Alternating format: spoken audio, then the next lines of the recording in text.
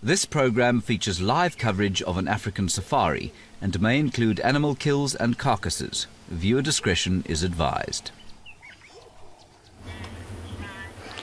Good afternoon, everyone. Welcome to a very windy day here in Djuma Game Reserve.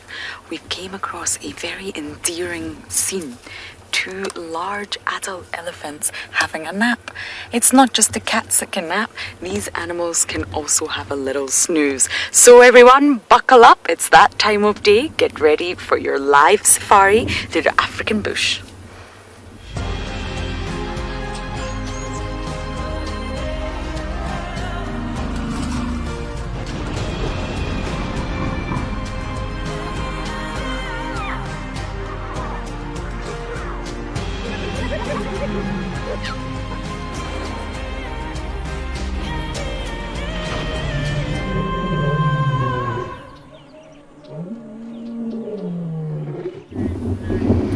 We are very glad you're jumping on board with us today. It's an absolute pleasure to have you here, and it's just such a lovely thing to watch these great big mammals taking a little snooze, making me feel sleepy. My name is Lauren, and I do have Craig on camera today, and we've just been watching them very, very quietly. They're nice and relaxed, and they're just taking a break from their very busy day of eating. So it's windy here, and normally on windy days, elephants are not so relaxed. So there's a chill in the air, at least here in Djuma Game Reserve. But we're coming to you from 5 different locations with 6 different safari vehicles. So I'm sure we'll be able to show you lots of different and exciting animals today. Look at them. They're really snoozing. Flapping their ears to cool down, but snoozing. So please do talk to us, everyone. This is live and interactive. You're welcome to send in any questions that you may have and comments. Don't forget the comments. And it's #WildEarth on Twitter and @FC on Twitch and the YouTube chat stream. But kids, you're also welcome to ask questions. You just need to email us, and the email address is kidsquestions@wildearth.tv. So I think I'm also going to put my feet up and enjoy watching these gorgeous elephants snooze for now.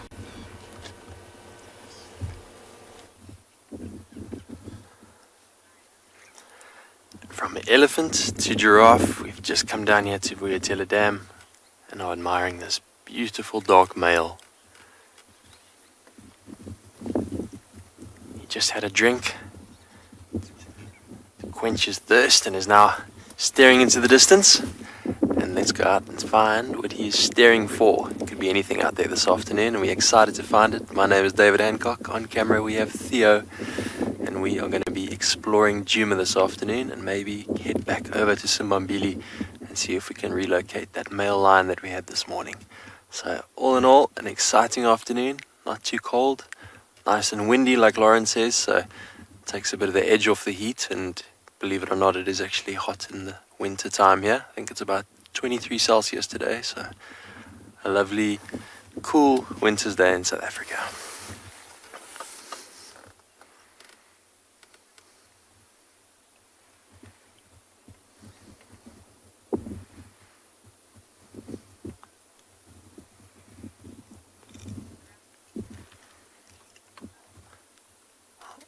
Well, what a lovely way to start our sunset safari.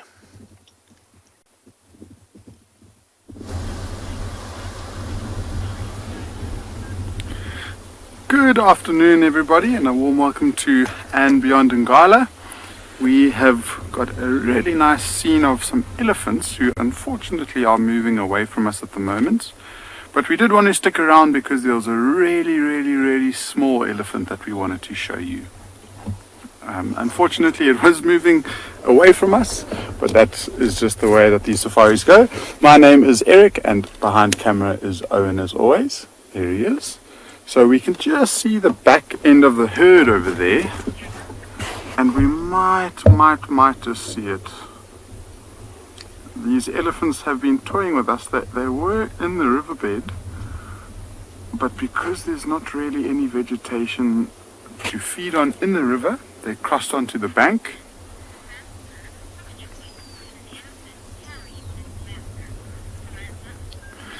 So Samantha, that's a very good question, and I'm actually not entirely sure how much an elephant can carry. I mean, Asian elephants have been domesticated a lot more than African elephants can have. And I would imagine, I mean, I might be able to find out exactly how much an Asian elephant could carry. I don't know if I'd be able to tell you how much an African elephant would be able to carry on its back. But I'll definitely see if I can search around and read a few things and see if I can find out and give you an exact number. So now that they're crossing, let's see if the youngsters here, because it does look like this could be part of the group with the small ones. And all of a sudden they've just gotten up and they're moving quite quickly away from us. That might be a few of the bulls at the back end of the herd that are just playing around and running and chasing each other. And they'll always be at the back end of the herd because they are a lot bigger and they're very boisterous at this age, which means that they could cause damage to the youngsters. And so that's why I think they're at the back end of the herd.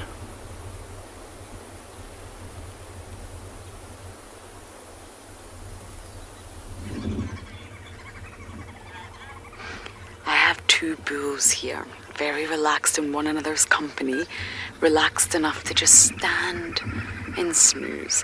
And they're not sleeping the way that humans sleep. I mean, I put my head on that pillow and I am gone. I wouldn't even hear a fire alarm going off, but they're still very alert. So it's not deep REM sleep, it's very light resting. Elephants can sleep during the night, but they will also just take bouts of rest throughout the day, especially after feeding. If they've been feeding a lot, then of course they need to digest a little bit. And elephants are not very good digesters, believe it or not. They're bulk feeders. So they eat a lot, continuously eating, a bit like myself, but they're not very good at processing that internally. Their digestive process is not strong, and they're said to only digest about 40% of what they eat, and that means the other 60 comes out.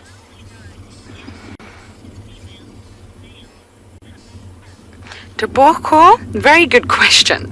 I know these two elephants are boys because, well, they showed me their genitals, which are hard to miss, believe it or not. Large genitals, but there's quite a few tricks. Once you spend more time with elephants, you will see that adults, normally the females have very, very swollen mammary glands, and it's really hard to miss. Well, that's one sort of trick. The males will have nipples, but they'll not be very swollen and obvious. And the shape of the forehead is a really good indicator. Females have a really angular forehead. It's almost like a 90-degree sharp forehead. I'll try and see if we can find the female later to show you. And males have a very rounded, smooth forehead. It's not sharp. The other thing to look at is size. Males are much bigger than females. They're both large, of course, but there's quite a drastic size difference. I mean, bulls go up to about 3 meters in shoulder height, cows 2 to 2.5, and a bull can weigh up to 6 tons, whereas a cow will only really come in at about 4 tons. So those are the sort of key things to look at, but normally an adult male, sometimes when he's feeling a bit boisterous and he's full of testosterone, you will visibly see his genitals, which makes it easy. But their testicles are actually inside. We call this testconda, and it's a unique feature of only a few of the mammals out here, so it does make it hard to identify male and female elephants. Absolutely. It's really not easy. Hippos are the same. They're also included in the sort of testconda group. They're still sleeping. They must have had a long morning of eating, and now I'm jealous. But I'm not going to go anywhere. I'm going to sit tight and hopefully we can see them wake up and walk past the car.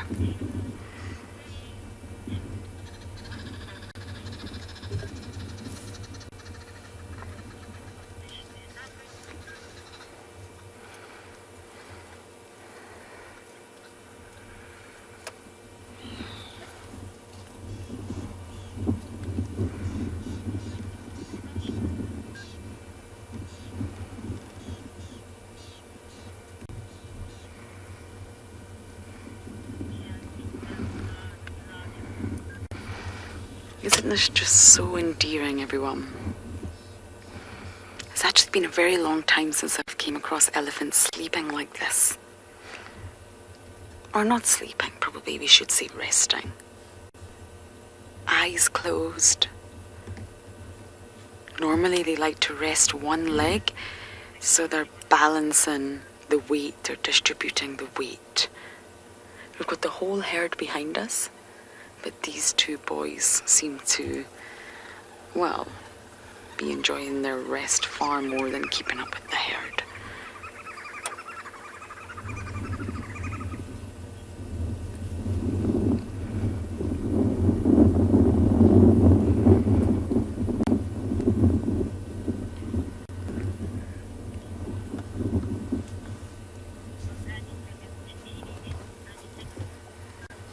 I'm just going to sit here and let you all enjoy these sleepy ellies.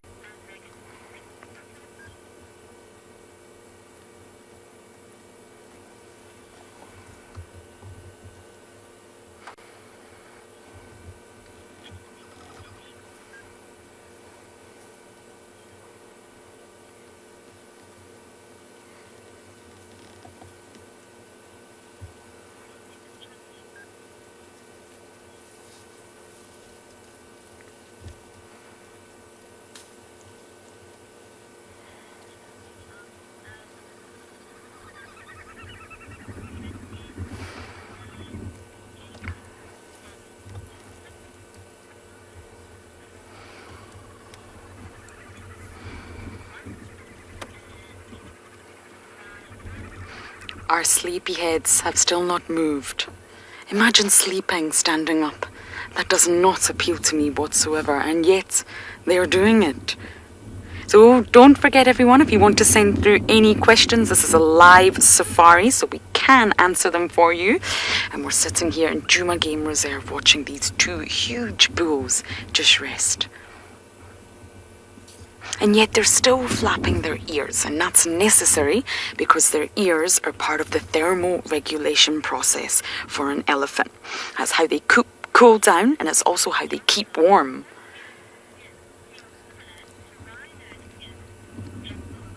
Jackal, you're asking about elephant skin, and yes, it would feel very similar. Their skin is very unique and is dry to the touch. It's very rough. I've actually touched an Asian elephant before, and it would be similar to rhinos, but elephants would most likely be a lot more wrinklier. And this is intentional. They look like they need a good moisturizer, but actually the wrinkles are there to help them keep cool. So when it's very, very hot in summer here in Africa, they can actually hold in water or damp mud. And the skin is said to hold up to 5 to 10 times more water than on a flat surface. So there's wrinkles all over the body, and this helps the elephant keep cool. The skin is said to be about 4 centimeters thick.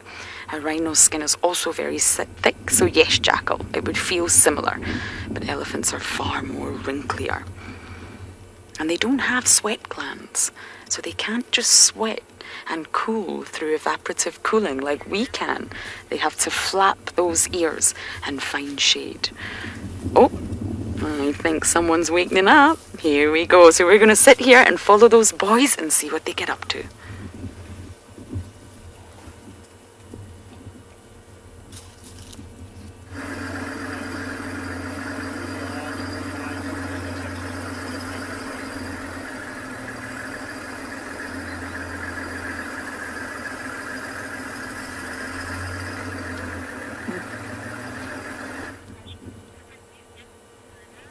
Sorry about that. I don't know, I think Eric lost his voice. No, sometimes out here in the wild, we're filming wild animals in the bush. Technology wins. But we're back with our boy. He had a little stretch there, but I think he's still really sleepy. And look at those ears. They're said to be the shape of Africa. Completely different from Asian elephants. They have much smaller ears, and they're really not the shape of Africa.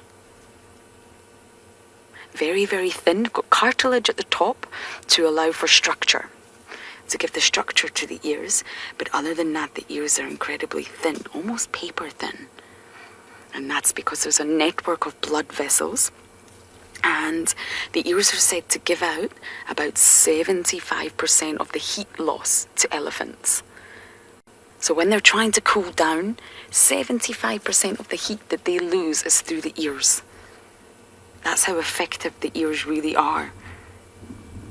And they can actually weigh up to 20 kilograms each in some elephants. And the big bulls, 20 kilograms. I can't even lift that at the gym. I can barely even lift a quarter of that.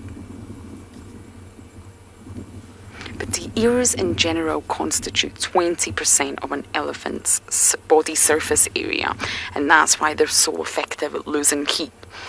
Network of veins and capillaries, and they cover such a large surface area of the elephant's body. 20%, that's a fifth of the elephant's entire body, and that's why they're so effective. They act as massive satellite dishes. They can express their mood, and they help them cool down. So we're going to sit tight for now and watch these two beautiful sleepy boys.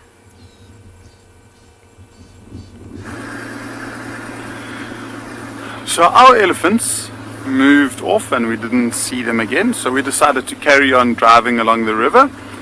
And we're just taking a slow drive, looking in all of the nice tall trees underneath the shade, just for any sign of any predators that we might be able to find. But ultimately, we are heading back into the direction of where those wild dogs were seen this morning and where we had them. And so hopefully they're still in exactly the same position. And so we're not too far. It will take us, if we drove straight there, it will take us about 15 minutes or so, but we'll take a nice slow drive and get there probably within about 30-40 minutes or so, depending on what we see along the way. And Samantha managed to just quickly have a look to see if I could find out how much an elephant can carry. And apparently it can carry around about 25% of its own body weight. By the looks of things, most of the studies that I was reading was directed at Asian elephants, just like I thought. So I'll see if I can find anything with regards to African elephants and see if I can figure it out and get an exact number for you there.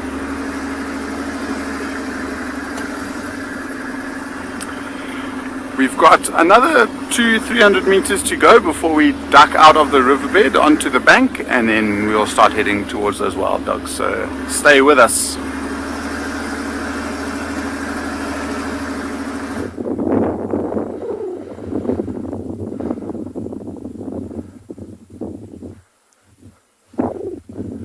Well, we are still on the tracks of this buffalo herd, and I think we are very close. Just bear with me for a second, I'm trying to get a vantage point. We've been tracking them through the block. We're about 1 kilometer from Vuyatela Dam, and I think they're just ahead because we went around the fire break, we didn't see them there. So they have to be in this block. I'm just trying to get a little bit of a vantage point here.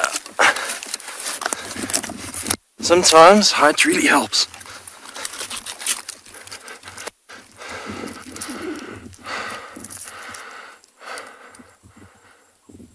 And I think I see them. Oh, we got them here. Awesome. If you can get up past the height of the calves, then you will often succeed. Let's go get them. Something exciting about tracking and finding. Sorry, I'm out of breath because I've been off the vehicle, on the vehicle, running after these guys. but they are right ahead of us. So what I did was, we got their tracks going into the block, and then we scoot all the way around, made sure they didn't come out the other side, so then that left only one option, and that was that they were in this block. And we proceeded to do a little follow-up on them, and now we have just come right, and I'm trying to find my cable.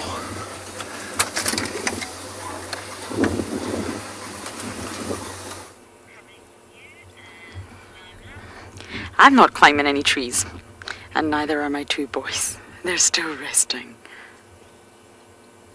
But what's fascinating, when you look at this bull, look at the two tusks. Craig's going to give you a beautiful view. You can see they're not equal in length. They're not equal in size. And that's because, just like us, elephants prefer they're either right-handed or left-handed. You see that? You see how the left one is worn down much further? That's his master tusk. So that means that this bull prefers to use his left side, and that's why it's worn down so quickly. And tusks in elephants are just elongated incisors. Oh, someone's waking up and now we're hungry. So this bull definitely uses his left side much more than the right side, and that's why it's worn down so quickly. But they will apologies. That's why they continue to grow throughout their life. So although it's worn down, the tusks will continue to grow. And these ones are quite large, not as large as the big tuskers, but this is a much older bull. And they're putting on quite a show for us today. Craig and I are very lucky. We don't have to follow them. They're just staying still. So we're going to continue to stand and admire our beautiful bulls.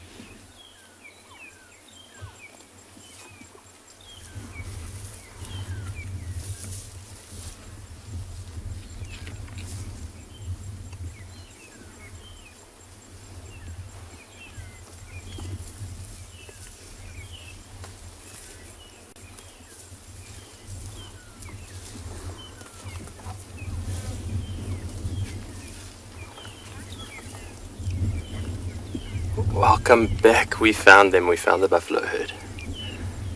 About 300 meters on from where we last were. I cheated a little bit and got a vantage point in a tree. Acting like a giraffe, they can see over everything, and it really does help sometimes, especially when you're following up on herd animals like buffalo, because they stand out like a sore thumb if you can get a vantage point. Also, not very difficult to track. Not only does the herd churn up the dirt, and hoof prints are very noticeable, but they also leave nice wet patties everywhere for you to follow. Sean, how can we tell the age of a buffalo? It's a good question. So, body size and condition often are telltale signs. You can quite readily see when a buffalo is very old on its way down. It starts getting very shallow in its hips and its spine starts to protrude. You can see it's losing condition, and then you know it's nearing the end of its life. To the top upper age that they reach, 30 to 40 years out here in the wild. And then from a juvenile to an adult, we also start looking at the horns. So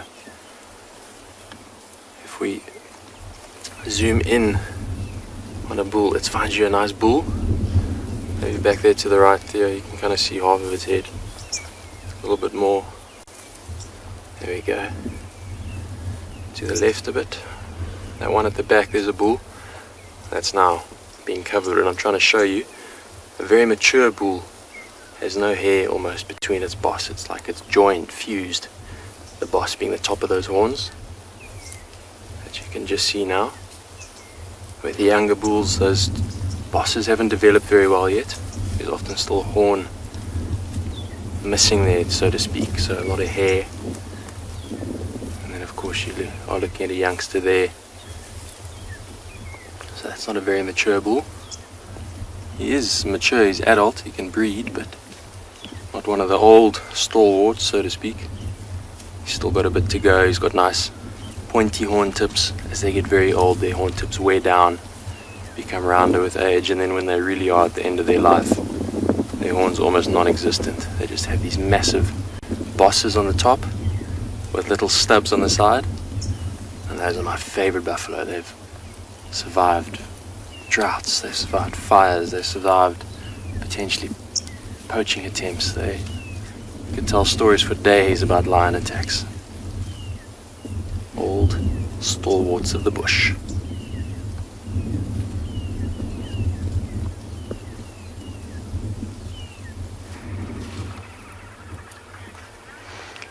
Someone's very much awake and realized that he's not been alone. I think he feels a little bit embarrassed and he's coming over to say hello. Hello, sleepyhead. Aren't you magnificent? Can you see all the capillaries in the ear there? Nice and close. You see it?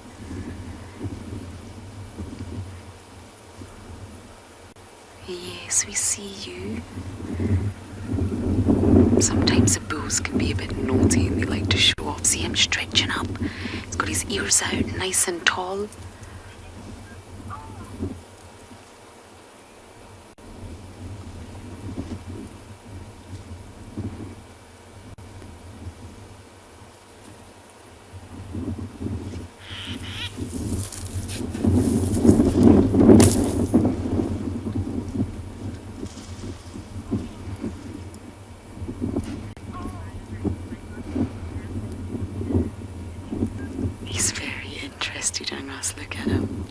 Not aggressive, not angry. So we're just gonna sit here very quietly and see what this bull gets up to.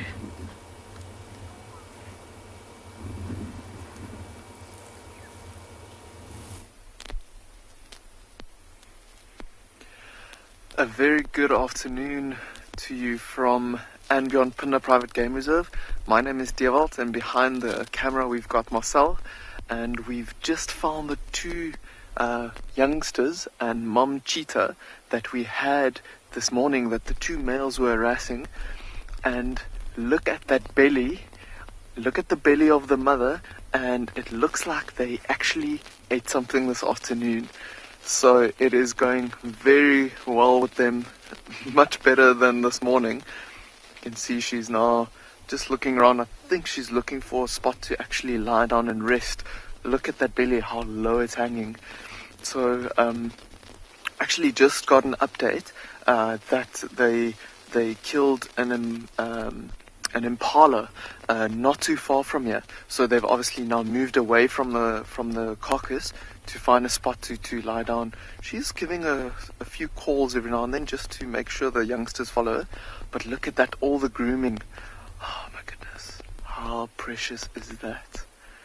So what she's doing here is she's trying to get all the blood and the smell of the carcass off of these youngsters and trying to clean them so that also the flies and so on don't irritate them, but it's so that they can get rid of the smell.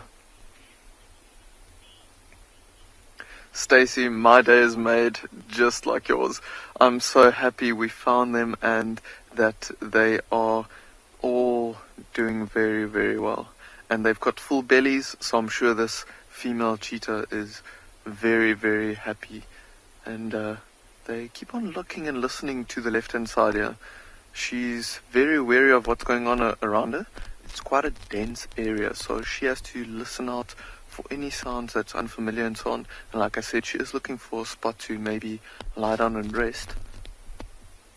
I can hear the youngsters are calling, and she's also calling. I wonder if they can maybe hear something in the distance. So remember, this is a female that lost one of her cubs. So there was 3 cubs, but it's been at least 48 hours since anyone has seen the 3rd cub. So it might be that she's still calling and the youngsters are still calling to see if they can maybe find the other youngster. I think we are going to stick around for now and maybe follow her until she finds a spot to settle down.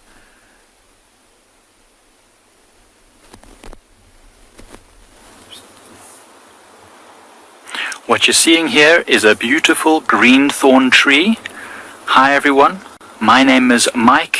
Behind the camera we've got Seb, and welcome to Pridelands Conservancy. And I've stopped here now just to show you we're actually on the hunt for some elephants. We're looking for some elephants, and on the way I saw this tree which is called a green thorn torchwood. And it's called a green thorn quite simply because it's got these green thorns and it has a fruit that yields a seed with a very high quality fruit oil, which was used to make torches because it burns with a very bright clear flame. Now what's interesting about this tree is that it is browsed and utilized quite a lot by elephants and other animals, but where elephants normally can destroy trees quite easily by ring barking them, you'll notice this tree here has got what's called a fluted trunk, which means that it's got a trunk which undulates and has waves in it. That means an elephant's tusks can't get deep into these grooves and actually take the bark off the whole ring of the tree, which means the tree will survive normally being browsed upon to a certain extent. This is not a very huge one, so it could still be pushed over and destroyed by an elephant, but in some areas, especially where there's sandy soils close to coastal regions, these trees can be absolutely monumental with huge canopies and crowns, far too big for elephants to push over. And so that fluted trunk helps them to stop being ring-barked. Now, I can't find any seeds underneath this one, but the seeds are edible. In certain parts of East Africa, there's a slightly different species, this is Balanites mawamii. There's a Balanites aegyptica in East Africa, which is also known as the desert date, because the fruits of this thing looks just like a date, and actually tastes not so dissimilar, if not as sweet as commercial dates that you eat. It's got a thin flesh, and inside that is where you'll get the seed from, which you can crush into the oil. It's an absolutely awesome tree. When you're next out on safari, look out for it, because it's really, really spectacular.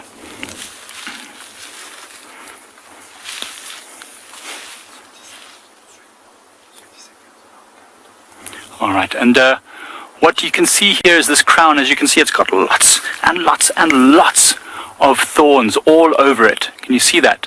So that means often you'll even find birds' nests in there, in amongst these thorns, because they can use the thorns to protect themselves.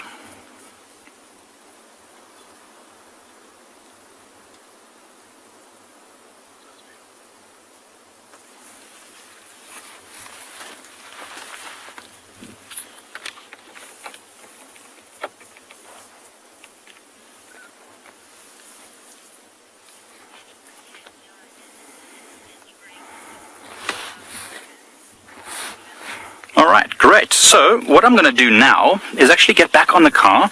We just heard, Seb and I, the sound of some elephants in the distance over there. So we're going to head over there and see if we can actually find those elephants. They came and drank at the waterhole at camp a bit earlier today. We call them too thirsty elephants because they always seem to come at 2:30, just before we start the show, and they drink in the mud wall and then they head off. So what we're going to do is go and see if we can find them now, what they're up to.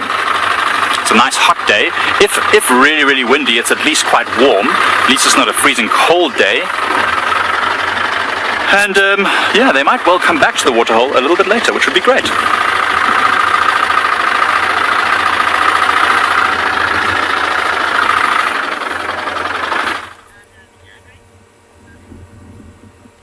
This is incredible. This bull will not leave us. He's about a meter away from the car. He's not shown any signs of aggression, but he just won't leave us. He's just so interested in us. Very gentle.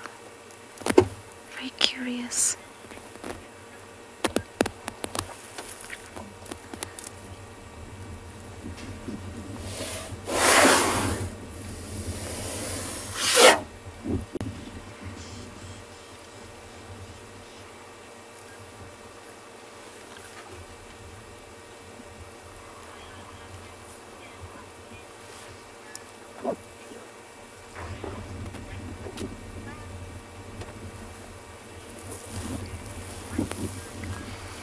Craig and I have made a new friend.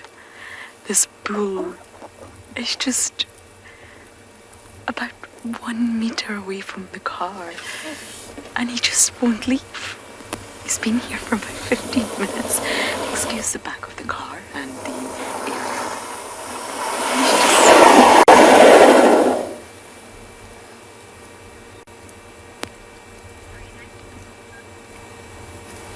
He's so close. Hey, boy. You just want all the attention, don't you?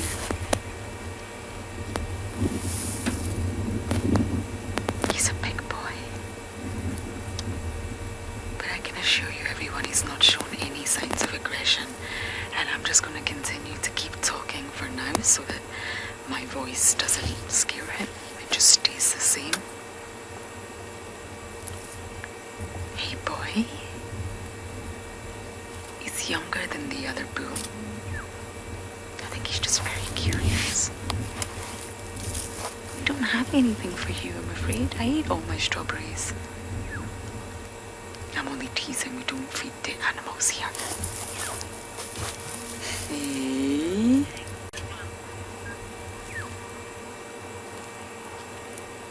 Hey, hey, hey.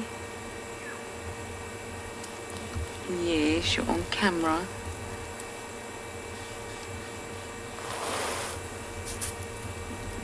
But really, the tail's swishing from side to side. He's relaxed. He keeps putting his head down.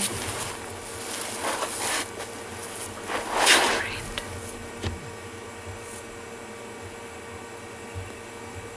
I feel like he's still falling asleep. His eyes are swimming in his eye sockets. Susan, he is. I think he's older. He's definitely younger than the other bull, but he's an older bull. And therefore, once they get a little bit older, plus 40 years, we start to call them gentlemen. And that's because they've become accustomed to the testosterone pumping through their veins. They understand how to handle must. They understand how to navigate the landscape. And they do. They become gentlemen. And I think we have one here, Susan. He's got his back leg resting on his other back leg. He's completely relaxed. He just won't leave us. He's just enjoying the camera time, I think. You see, look at his back legs. He's just chilling. And just hanging. Social distancing, no.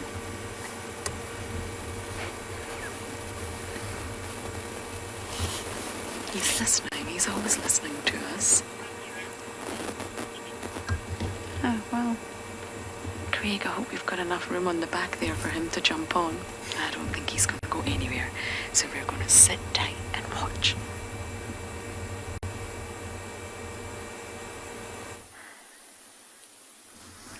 So we've just managed to find these wild dogs we had this morning in almost exactly the same position. I think the only thing that's changed is they've moved from a patch of shade that wasn't so good to a patch of shade that they're all comfortable with, and they're all resting. Completely different behavior to what they were behaving like this morning, but you never know. It's only a matter of time until something happens.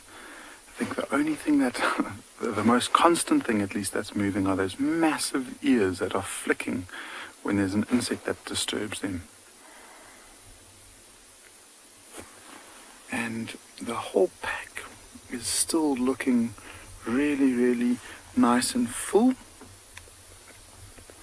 And they've got those big swollen bellies, so they might not even need to, or feel the need to get up and try and hunt. Yeah, it's always so exciting to see these wild dogs, because it's something that we don't get to see very often, and 9 times out of 10 it's dogs that are flashing across the road and you get to follow them for several minutes, but you don't get to see them in the shade resting and sleeping a lot of the time. So it is very, very cool to see.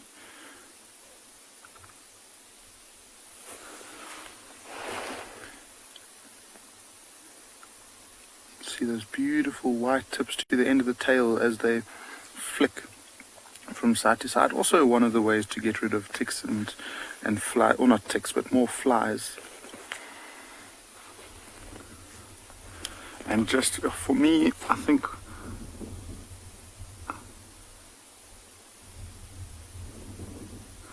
so Crafty, if everything goes according to plan, they will have a litter every year. So within this pack, there will be an alpha female and an alpha male, and they're the only two that breed.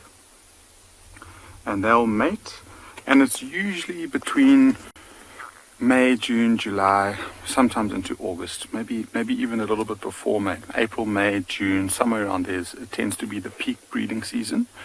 And it tends to correlate exactly in the impala's rutting season. So when those big rams are distracted with fighting with one another, they become quite easy targets. So it becomes quite easy to provide meals for the pack. The female will go into a termite mound with a nice burrow in, and she will give birth to pups. And it will be, the litters vary in size. I mean, I think the average size you could say would be between 6 and 10, but you can get a lot more. So I was mentioning this morning that on this reserve about 3 years ago, there was a pack of 17 that was born. And then last year, there was only, or 2 years ago actually, there was only a pack of 4 that were born into the litter. And so it does vary a lot. But essentially what will happen is when those yearlings get to the age of around a year or so, maybe a bit closer to 2 years, they'll tend to separate from the pack, whether it be most of the males, sometimes it might even be the females that move off, and then they go off to try and start their own pack. And so that's the interesting thing about this group, is that we think it could be 2 different packs that have recently joined together. So Rosalind, wild dogs, because they, especially at this time of year, if they do have a den and they need to provide for the litter, they'll hunt, if not once a day, sometimes 2 or 3 times a day, depending on what they catch. Because these wild dogs must have eaten something today, and they must have eaten something rather big, I would imagine that would be enough for them. So they might only try and hunt maybe nice and early on in the morning. What helps is that they've got the moon, and so the moon will act as extra light for them to move around very, very early. And so sometimes, I mean, they'll need to hunt a lot more regularly depending on what time of year it is. But now it seems like the hunt that they made this morning might be sufficient for the pack for today. It also just depends on what they catch, I guess.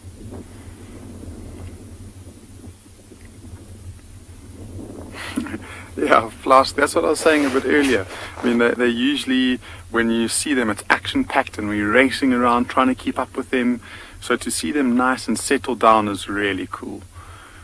And then it also just, I mean, as exciting as it is following them, this just lets you appreciate them and lets you look at the colors of them and the patterning. So that's why I thought it would be nice to just sit here for some time and just spend some time with them. And hopefully we get to see them up where we get to see how the goldens and the blacks and all of the whites work together within the coat of the wild dog. And so they're resting for now, but things could change in an instant. It could, I mean, there could be a herd of impalas that triggers a movement. There could be a hyena that they want to try and chase off. And so that's why it's really cool just to sit here and wait. And we'll wait as long as we can, and basically until they get up and move.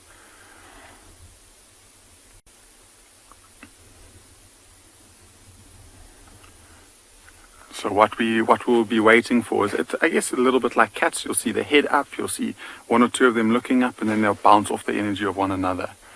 And when they initiate getting moving, everything gets very, very exciting. So there's lots and lots of movement, lots of noise, and that's exactly what I'm hoping to show you.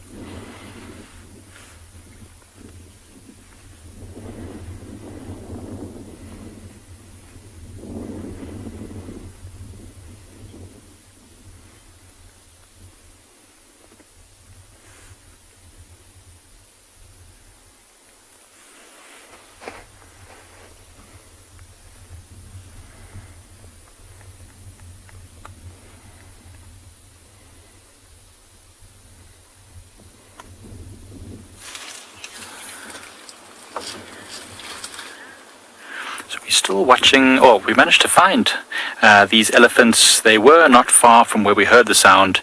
This is a young bull who's feeding just behind little bushes a little ways from the road. Very, very relaxed guy. But one of the elephants that actually was approaching the herd early this morning, which caused a bit of trouble. So he's not particularly aggressive, but he is getting to that age now where he's probably interested in the females.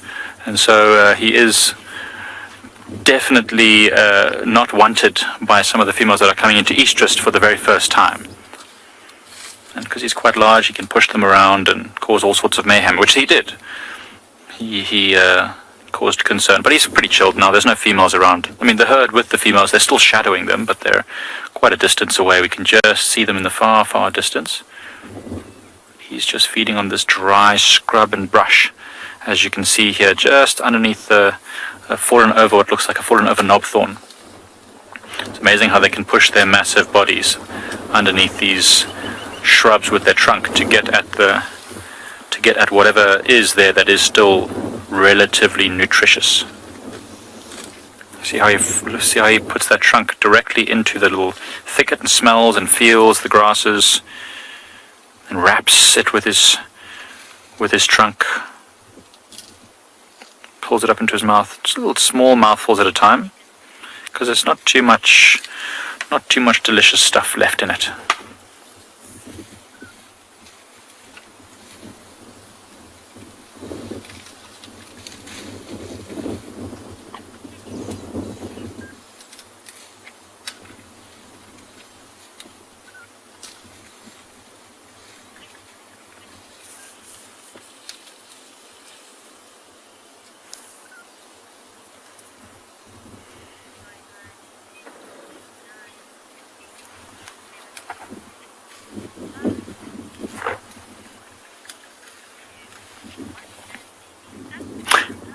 Welcome back, SABC viewers. We managed to find those elephants that were making that noise just in the distance, and it was a couple of elephant bulls following a herd. As you can see here, is feeding on some dry stuff.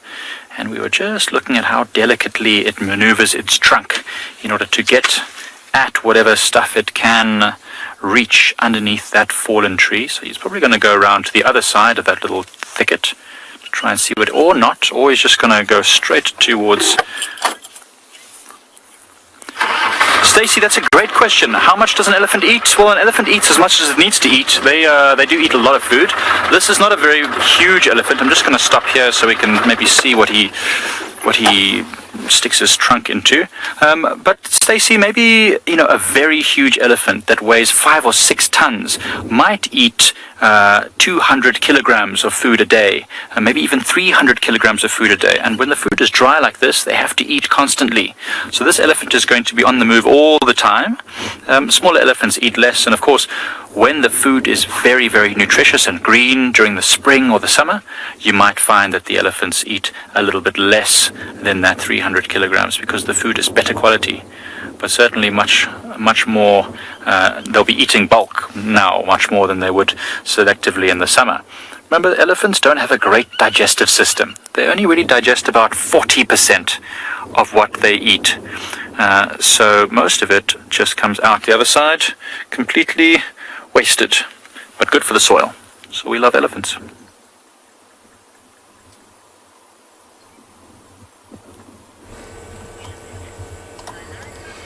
Now you've heard how much elephants eat. Now I'm going to show you how they eat.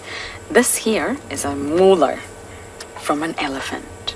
Now it's a very unique molar. It's a tooth, and elephants during their lifetime actually have 6 molars.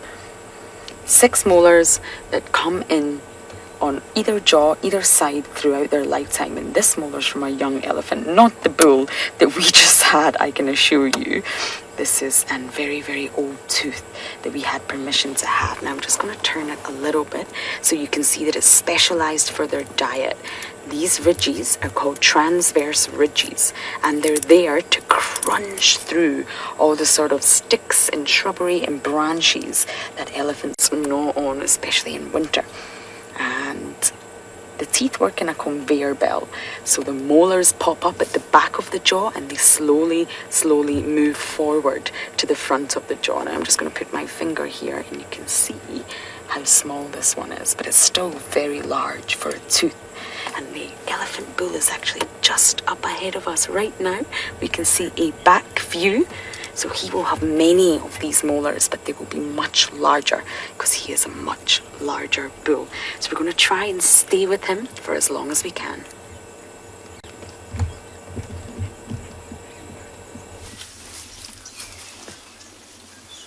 Well, it's turning out to be a lovely afternoon by the sounds of it.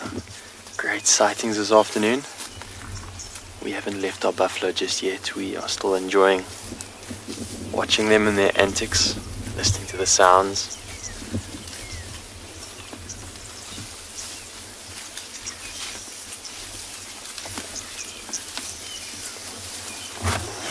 Cheryl, you've asked an interesting question. At what age do the buffalo's horns start to curve? I'm trying to find a young buffalo here. The little stubs poking out so that we can have a look at it. But from a very young age, that curve is prevalent. You can actually see it. The horns don't come out in a perfectly straight line. So from very young, the curves are already starting. But I suppose you'll only really start noticing them at maybe a couple years old when you start seeing that scimitar-like curve start to develop. And only once they reach sexual maturity that you start seeing those deep dips that are so common to buffalo.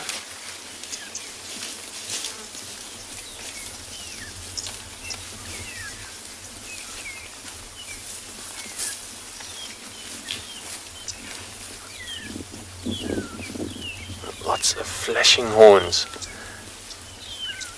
dazzling in the sun, their menacing glares.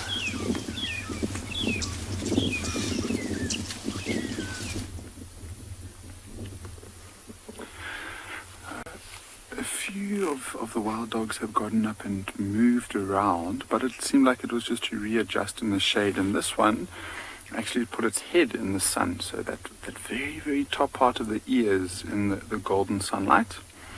And you might find that could change especially as it's starting to cool down a little bit more, you might find that these wild dogs might move out into a patch of open ground and try and watch well, not watch the sunset, but try and warm up before it starts getting cold for the night. And so there's that big group over there, and then there's one wild dog that's isolated slightly, not too far, but literally only about a couple of meters away in front of the pack. And if we have a close look at her, she's quite interesting, especially the way that she's positioned. We get to look at her belly and look at her very, very closely there. You might see a row of nipples. And so that means that this is the alpha female. And you can see the row of nipples there, but there's no milk. Those teats aren't really big and saggy like a dog's normally is if she's got puppies. And so she might not have had puppies this season, or there's a really good chance that she could have lost them already, especially because it is getting very, very late into the season of where they give birth. And so it's interesting. I mean, she's full, and I think that's from food. I don't think she's pregnant. It would be awesome if she was, but that's been very, very cool. And thank you to the SABC viewers for joining. Remember, we will be on YouTube, so hop over and watch WildEarth Live, where we'll be going on for another 2 hours. But what an awesome afternoon, and it's only going to get better, so come and join us.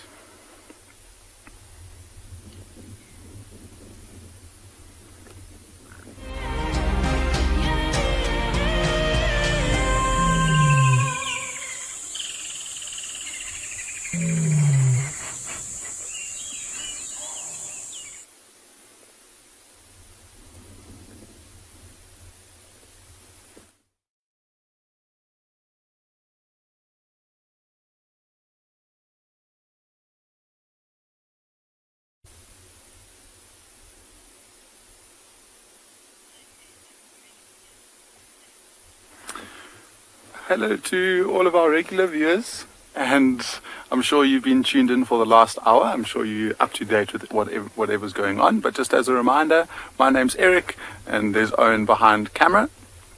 And we found a beautiful pack of wild dogs that we found this morning. We just thought that we would come and sit and wait for them to get up and active. And it's not looking too promising yet, only because all of them are very, very full-bellied after their delicious morning hunt that they managed to catch. But the cool thing is that we know that somewhere around here, at least from this morning, that there were some hyenas.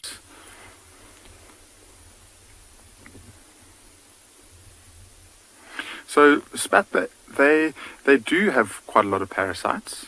They don't get affected by it too much unless there's an overload of parasites. And it's actually one of the main reasons as to why, especially when the youngsters are very, very little in the den, that they decide to move them off. And a lot of it, I think, has got to do with the way that they feed. They eat and they stick their heads right down into the carcass, so their whole faces come up and they're covered in blood.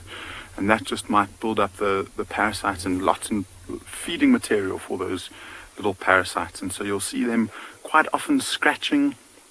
I've seen a couple of wild dogs who've got open wounds that stay open, and they get aggravated where they itch and scratch. But most of the time they're pretty tolerant of it, especially natural parasites and mites around the African bush.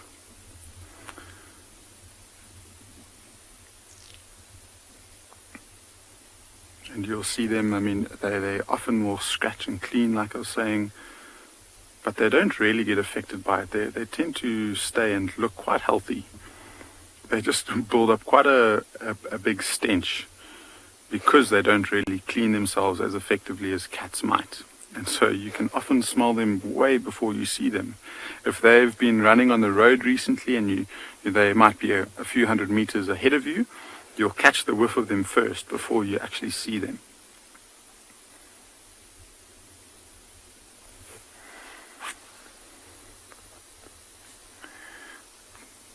So it looks like they're still quite fast asleep in the shade, but as the afternoon gets later and later, there's more and more chance of them getting active, so we're not going anywhere. So we left those elephants just feeding slowly on the edge of this, the other side of this drainage line just ahead of us. We had reports of some buffaloes that came down to our water hole to drink. So we're just heading there now to have a look if those buffaloes are still around. Should be some Duggar boys or old buffalo bulls that are often seen at our camp. There should be about 8 of them, including Tungsten. We're calling that because his tongue has got a weird thing where it sticks out of his mouth, and it's very cool. He's very recognizable. They're around here somewhere feeding on also this dry stuff. Just like the elephants, they'll have to feed a lot more now than they would normally because the quality of the food that they're eating is not. And they are big animals as well. You know, when your body weighs 600 to 800 kilograms, you need to maintain that by eating a lot of food. And these buffaloes are in their prime, or maybe just past their prime, seeing as they're on their own and not part of a herd. But still very formidable, very powerful animals. So we'll just have to keep looking out. Just over here is where they were spotted. So, wish us luck.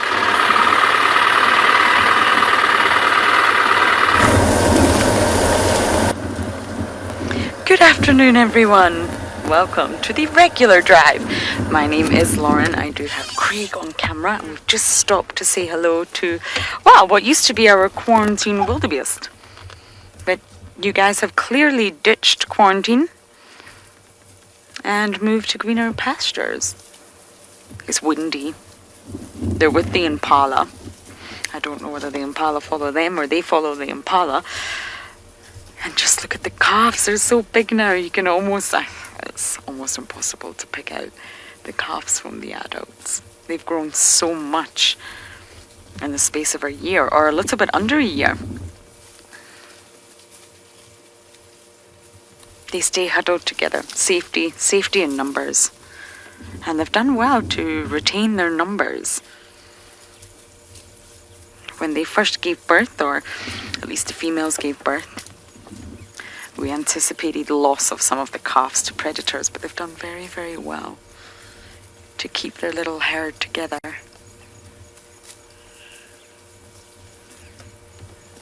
And that bull elephant was just incredible. He walked off, but that was some heart-stopping moments when that bull came, but he was very relaxed. He just wanted to know what we are and what we're doing. Very curious. Maybe there was a smell that was attracting him, or a sound, or... wonderful moments.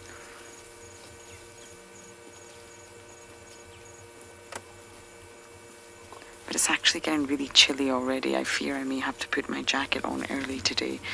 It's very windy, and I wonder if that's why the wildebeest and impala are down here. We're close to the hyena den. Checked on the hyena den already, everyone, and not active.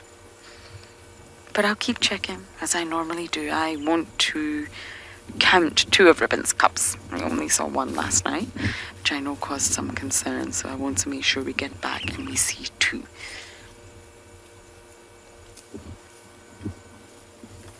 So I think our herd of wildebeest are moving off now.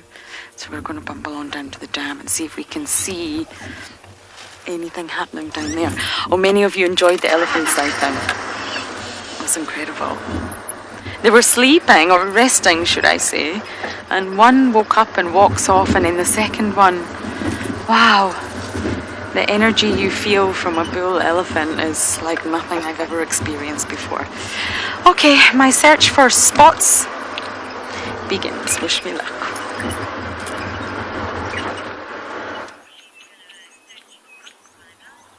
Something I never want to experience is a very close encounter with a different member of the Big Five, one of these buffaloes. Elephants are one thing, calm and intelligent. Buffaloes are they're just mean, real mean. But these 2 are pretty relaxed. They're not too far from our camp. They know humans and the smell and the sounds of us pretty well, so they're not too bothered, not too worried about us. Faf, I think that was the name. It's a bit unclear. I think it was Faf. You've asked, what is the lifespan of a buffalo? Well, that's a good question. Depends on what book you read, I suppose. I know Spas. Okay, sorry. Spas, not sass. Spas. Actually, I've spoken to someone who actually breeds buffaloes once before, and he said it's more like 15 years, but a lot of books you'll read will say up to 20 years old. I suppose 20 would be a maximum weight. Oh, got a bit of a fright there. What happened? Was it the oxpecker? Shame, the oxpecker gave him a bit of a fright. But maybe about 15 years old. And if 15 years old is the maximum age of a buffalo in the wild, for example, this one must be somewhere around 13 or 14 years old. It's an old buffalo. You can see some of his fur is starting to come off, especially around the face. You see the horns, the boss on top of its head is getting a bit rounded and shiny.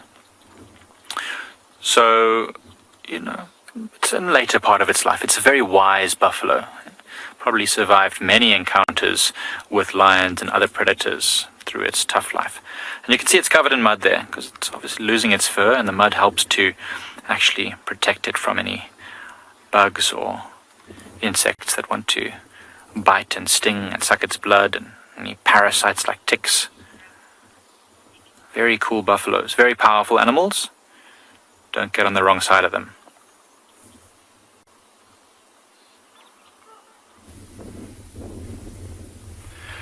So this is exactly what we were hoping to see, is a hyena rock up to these wild dogs, and this hyena's not that interested actually. Maybe it doesn't want to mess with them. What's so funny is these wild dogs saw the hyena coming and they hadn't reacted at all.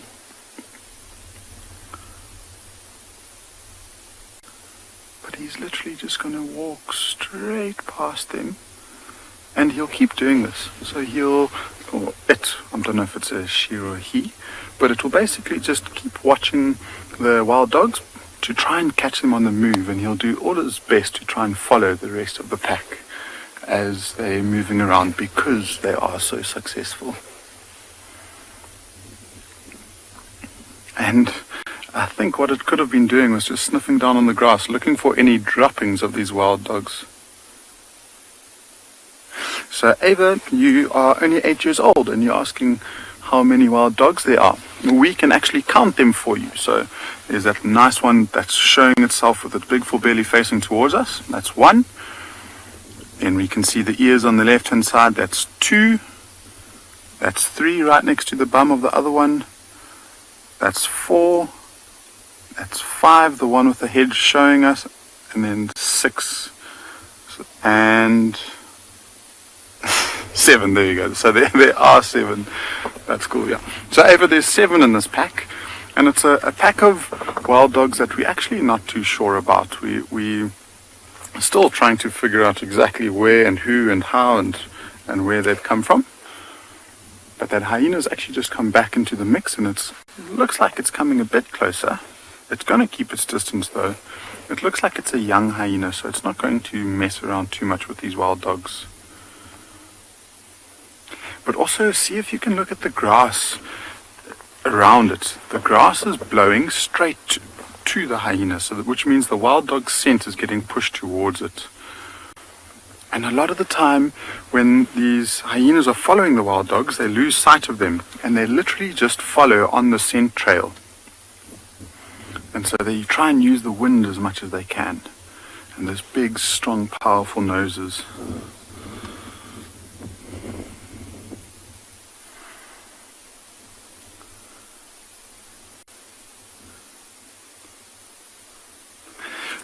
So Claire, they do have a unique way of calling, and I wouldn't call it howling. I actually don't know if there is a technical name for it.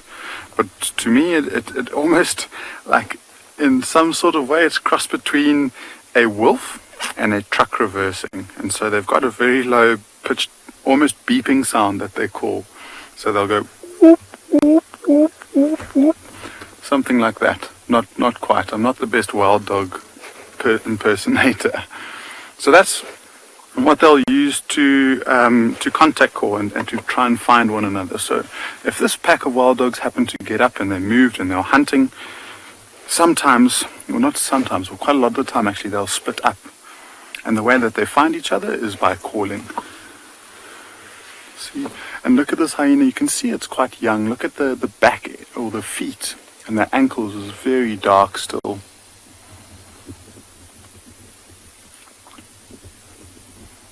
So now it's interesting because now the wind has shifted, or not, the wind hasn't shifted. It does look like a guard monkey that the hyena's got a bone to pick with him. And interestingly, on its back leg, can you see on its left leg just where the tail starts to change color to black? I don't know if you saw that, we won't see it anymore. But there was a big round circle that looked like an old scab. That could very well have been from wild dogs. And this hyena could have tried to rush in to try and steal the carcass. And because these dogs work so well together, they would have gone after that hyena in that exact same spot, and they would have been nipping at it. We might get quite a cool frame with the wild dog and the hyena in the same shot. It's literally done a 360-degree circle around the wild dogs now, and no response from the wild dogs.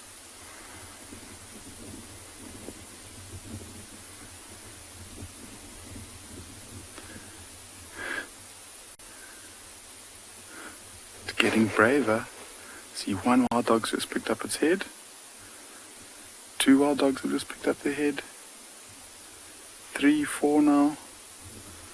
As they see it moving away, they probably consider it not to be too much of a threat. And it's just something that wild dogs have to tolerate. They can't chase away every single hyena that they see, otherwise they'll spend their whole life chasing the hyenas and they won't do anything else. And so, these hyenas won't pester them if there's no food. The wild dogs know that. And so instead of wasting their energy chasing constantly these hyenas away, they'll rather just rest and save it for when they really need to work together and chase the hyenas off.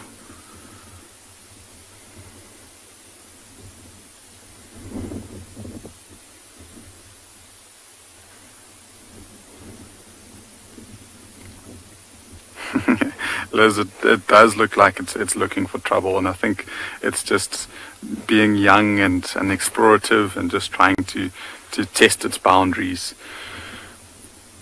I would love to see what would happen if one of the wild dogs decided to get up. I think its behavior would change in an instant. That's beautiful. The one in the front has just picked up its head.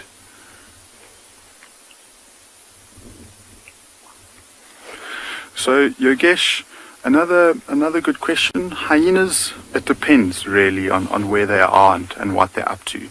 In this area, because there's wild dogs, there's lions, there's leopards, there's enough predators for them to be able to not have to hunt themselves.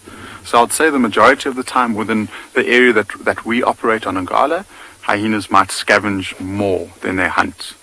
If there's an area where there's less predators, or there's a higher density of hyena than anything else, you might find that they spend more time hunting a lot than actually scavenging, because they just don't have other predators to move towards. Look, she's up, big stretch. Look at her walking into the sunlight. It might just be to go to a toilet break.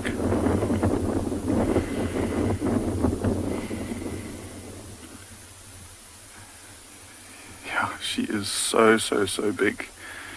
And I think, I was saying, maybe she could be pregnant, but I don't think so, because there's just no milk in those teats. So they seem pretty happy resting here. There's a water hole not too far away that I want to quickly check, just to see if we see anything interesting. And then I'm going to come back here and wait for them to get active.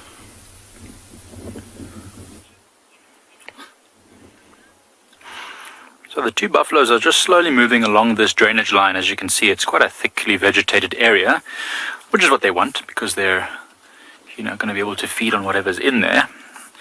Now we just got a buffalo bum. But what an impressive bum it is. Very muscular. Would that we could all have a bum as muscular as that. Maybe not as covered in mud, though, I suppose. Well, yes, there's powerful animals. There's a lot of muscle all over a buffalo, and that's what makes them so formidable. Because when they feel threatened, especially these old buffalo bulls, they will literally just charge at whatever they can find.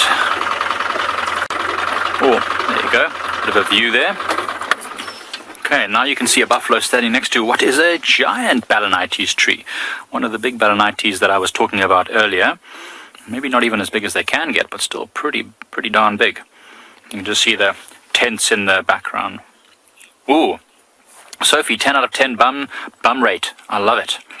I would have given it an 11, to be honest. I mean, I think he works out every day.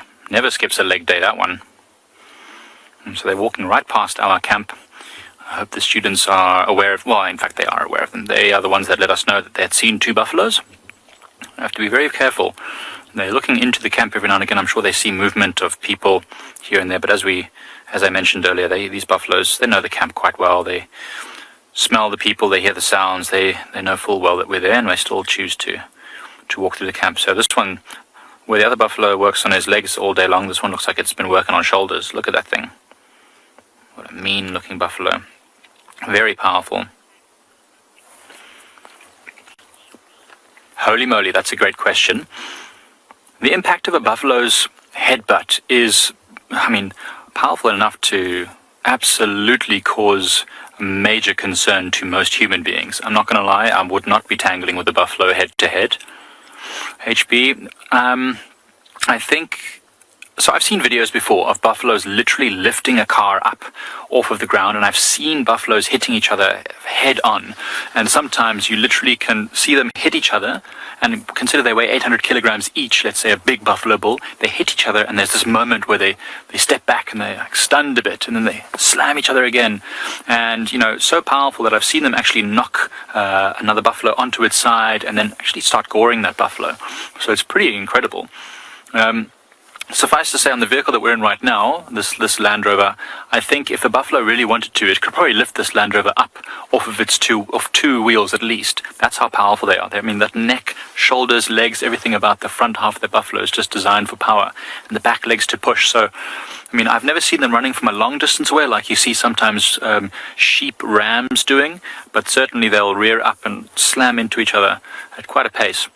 HP, I wouldn't like you to try it, and I certainly am not going to try and get into a tussle with one.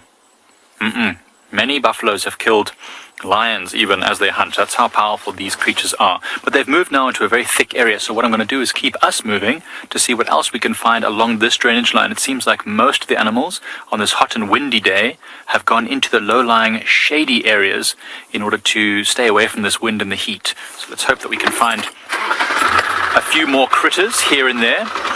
These buffaloes are disappearing basically into our camp. Probably not a great thing for them to be doing, but when a buffalo decides it wants to go somewhere, there's not much that's going to stop it, to be honest. We just hope that we all get out the way. I remember once in the northern part of Kruger Park doing a trail when I was still a student, actually, being on a trail, and we were in some mapanis. I don't know if any of you have been into a mapani woodland before. There's lots of these short mapanis, and when they're full of leaves, it's like you can't see anything. And we were just passing through this little short section, and all of a sudden, there was a whole herd of buffaloes that came out of nowhere. And it was absolutely terrifying having these things rushing past us, not knowing where we were. I don't want to repeat that experience. But, no.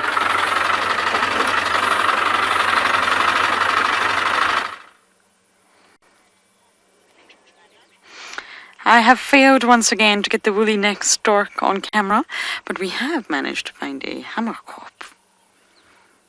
A hammerhead, not the shark, the bird. Resting, actually. Normally these birds are quite active, especially when they're around water bodies. But this one's been remarkably still. Closely related to the herons, other water birds. They're all aquatic birds. And this pan is slowly drying up. This time last year, this pan at Twin Dams... Good afternoon, station. Oh, good afternoon to you too. Sorry about that. This pan was dry. Completely dried up. So, because winter's been, well, very giving this year, there's still water, but it's slowly starting to go. But it's still enough water to contain lots of life, lots of delicious aquatic organisms for this hammerkop.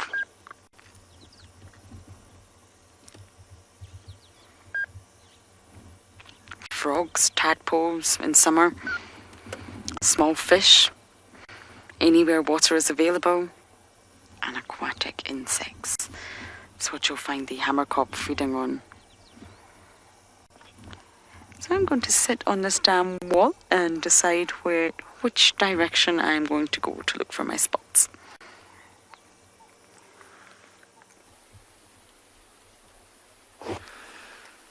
Welcome again to and Beyond Pinner Private Game Reserve. We've gone around to a watering hole not too far away where we actually saw the cheetah with the 2 cubs earlier, and we've now come across a cheetah with 2 different cubs.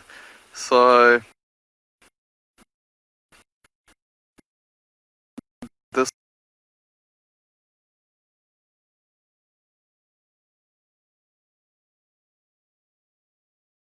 you can see they don't have that fluffy fur, or they do still have the fluffy fur, but not the white fur on their necks like the other cheetah cubs do. And you can see this female, she looks quite different to the one we saw earlier. A much blacker face, but it looks like they've caught a small nyala. It's not a fully grown nyala, so probably a little bit easier to take down than the rest. I wonder if she was waiting in the long grass here, and when this nyala came down to drink some water, she pounced on it. Look, this youngster's also coming back to feed a little bit more. I don't know if you can hear that, but there's Eduardo, it does look like lipstick. Oh, look at that youngster just went straight where mom was feeding, so obviously it's a nice soft piece of carcass there, and he's actually putting his face in pretty deeply. Look how beautiful that female is. Also a bit of lipstick, like you said, Eduardo. Getting right in there. So the youngsters are probably still learning where to start feeding and everything like that, and relying on mom to kind of open everything for them.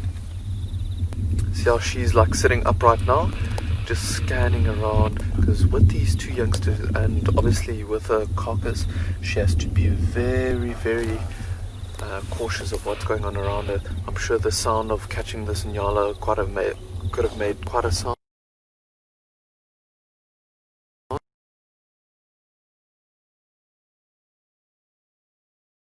That down and usually sit upright and keep a lookout every now and then.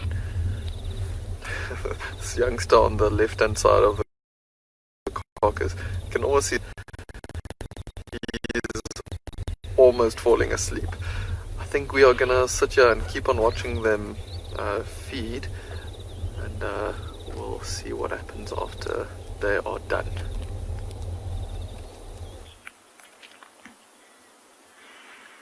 No, you're not seeing a lock of a share's hair. What you're seeing is the tail of a giraffe. And very interestingly, we noticed this female giraffe, who looks very pregnant, has got scratches all over her legs, very deep-looking scratches. They look like claw marks, if you ask me. Perhaps this giraffe did encounter some lions in her younger years, but as you can see, she's got a nice big round belly. She's looking like she is a little pregnant. And yeah, a gorgeous afternoon light. We didn't have to travel far to find more critters. In fact, these are only about 100 meters away from where those buffalo were, which is great news for us. And we noticed another thing on the neck of these giraffes. Now, I don't know if anyone's ever noticed this before in a giraffe, but I mean, it could be some scratch marks from the same encounter if those are lion scratch marks, and these could be, you know, some scarring, that like rough fur that you can see there. But I'm also wondering if it's not maybe a little bit of papillomavirus. I know that giraffes are quite susceptible to papillomavirus, and it creates these big scars, and it looks like scabby wounds all over their necks.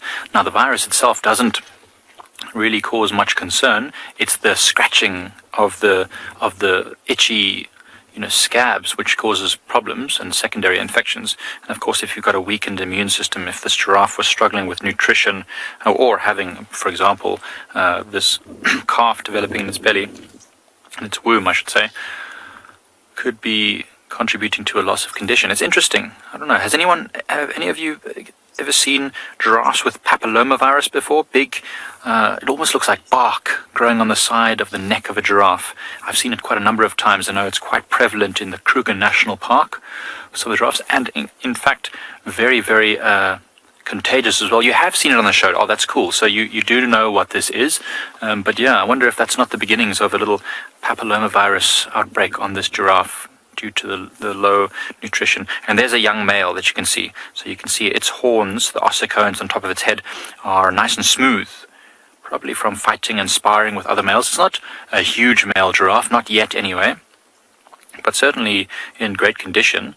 And this one does not have any signs of that weird scarring and papilloma potential, which is really cool. Glad that he's looking healthy.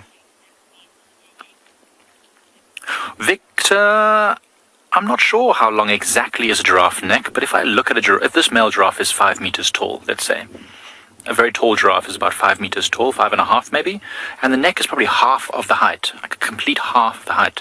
So let's say probably, over 2 meters, maybe 2.5 meters at its full extension. That's pretty crazy, right? For a giraffe, for an animal to have a 2.5 meter neck. That's like, almost 2 people standing on each other's shoulders. That's how long the neck is. Yeah. But I have to look up the exact measurements. I've never really looked up the exact measurements. I just know that a male giraffe at its full extension, if it's a very big one, is about 5.5 meters tall. A good question, though. Now you can see those beautiful white flashing ears and the white flanks as well. Such a stark contrast. We haven't seen TDH for a while, that very dark giraffe. I wonder where he is. Moonbeam. A giraffe scratches itself, on anything it can find, really. So this small tree that it's eating from is a tambuti, but if it was maybe a thorn tree, like a knob thorn or a sickle bush, or even this tambuti, it might do it. It will actually literally walk its body directly over that whole tree in order to scratch its undersides where it couldn't reach. Now they're surprisingly flexible. That neck, it can groom its own side, but for example, parts of its neck and parts of its face, it will literally rub it against trees and stumps, like that leadwood over there. It might actually do it. Oh, never mind. No, it's not going to. Or maybe it will. No. It's going to do the opposite of what I say. But they'll sometimes rub themselves on these dead trees and branches to scratch their face. It's actually really cool when you watch them doing it. So yeah. Anything they can find, really. I've even seen them scratching their feet.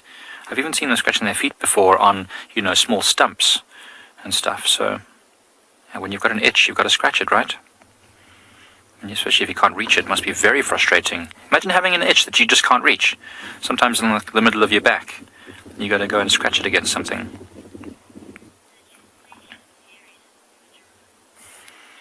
Linda, the gestation period of a giraffe is about 15 months.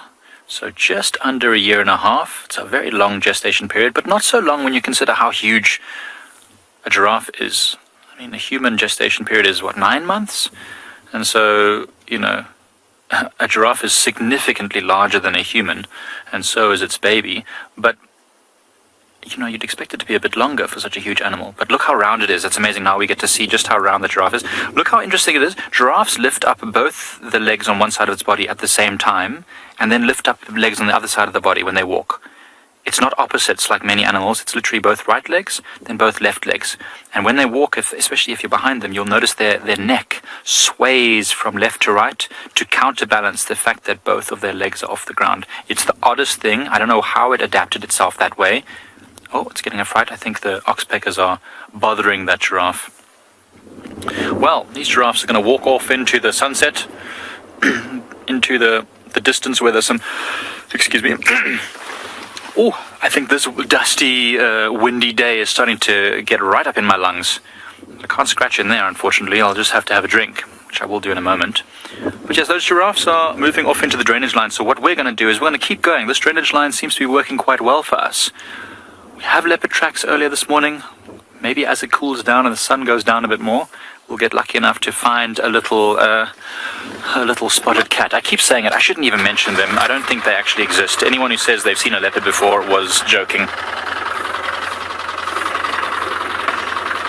Wild Earth relies on support from viewers like you to carry on broadcasting our daily live shows. A small donation goes a long way in helping us on our mission to connect the world with nature. Please visit our support page to see how you can help and become part of the Wild Earth family. So as you can see, we've temporarily left those wild dogs, and like I was mentioning, I really wanted to get down towards the waterhole to see if there was anything going on there. And the waterhole's now past us on the left. We went and we were mostly looking for tracks of the pride of lions that we actually wanted to try and look for this morning, and we didn't see anything significant, and so we thought we might as well just take a nice slow drive back up towards those wild dogs. And it actually helps us out a little bit, because now we get to get a picture of the lay of the land and where the animals are in relation to those wild dogs. So we haven't seen anything yet, so we know that if these wild dogs come into this area, they're going to have to walk or run quite a long distance until they find their first opportunity. And so it's quite nice to do that, just so we have an idea and we can almost plan what's ahead of us in case these wild dogs do happen to get up and move. So an area like this, because it is so open, would attract things like wildebeest and impalas, maybe even zebras, who would come and rest here in the evenings. And those wild dogs would probably walk into these open areas knowing that, looking for something to try and hunt.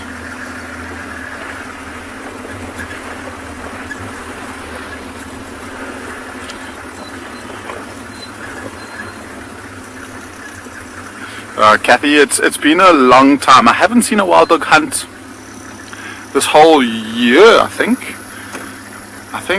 Well, actually, the other day I was tracking a leopard in this area, and we managed to find, or we heard a wild dog catching an impala, and then we found it in the vehicle. But by then it had already been stolen by hyenas.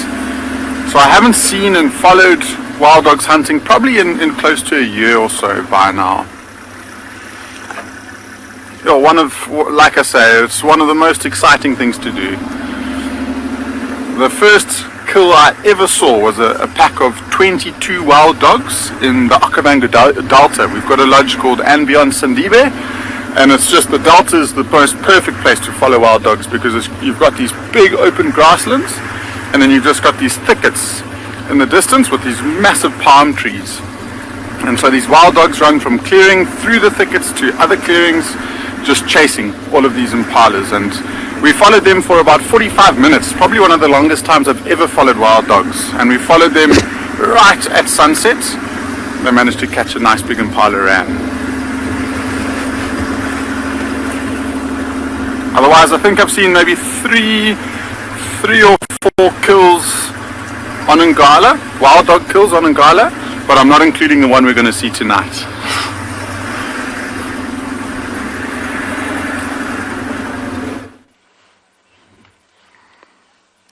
We've came across more elephants. They're everywhere. This is a herd though, a breeding herd. I can see elephants of all sizes, all ages here, and they're feeding.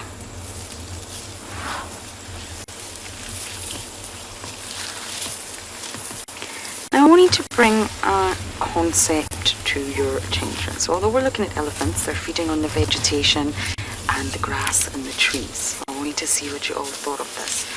I've been reading a sort of new theory by a German, I guess, scientist, and he wrote a beautiful book called The Hidden Life of Trees. And a sort of revolution has been taking place in the understanding of trees recently. And the latest studies actually confirm what a lot of people have suspected when you're talking about a forest. And I know we're not in a forest environment here, but a forest is just a perfect example to sort of explain what I'm going to say. And the scientific studies suggest that trees are far more alert, social, and sophisticated, possibly even intelligent than we ever realized. And as many of you know, I study animal intelligence and animal perception and animal emotions quite extensively. So this has really sort of hooked me, this theory. Because we generally think of trees as just one tree, one marula, one silver cluster leaf, one buffalo thorn. striving as a disconnected loner on its own, striving for water, nutrients, sunlight, and when there's other trees nearby, it's a competition. So the winner is the one that manages to grow the tallest and get all of that sunlight and outcompete the others. It's almost like a battleground. But the new science says that that's not the case. So trees of the same species, let's just say marulas, because I love marulas. All the marulas in an environment are actually communal. And they'll often form alliances with trees of other species. So let's just say marulas and silver cluster leaves. So forests as an ecosystem have actually evolved to sort of live in, well, let's just say cooperative, independent relationships. And they're maintained by the trees through communication. And they have a collective intelligence. And science relates the collective intelligence of trees to the likes of insect colonies.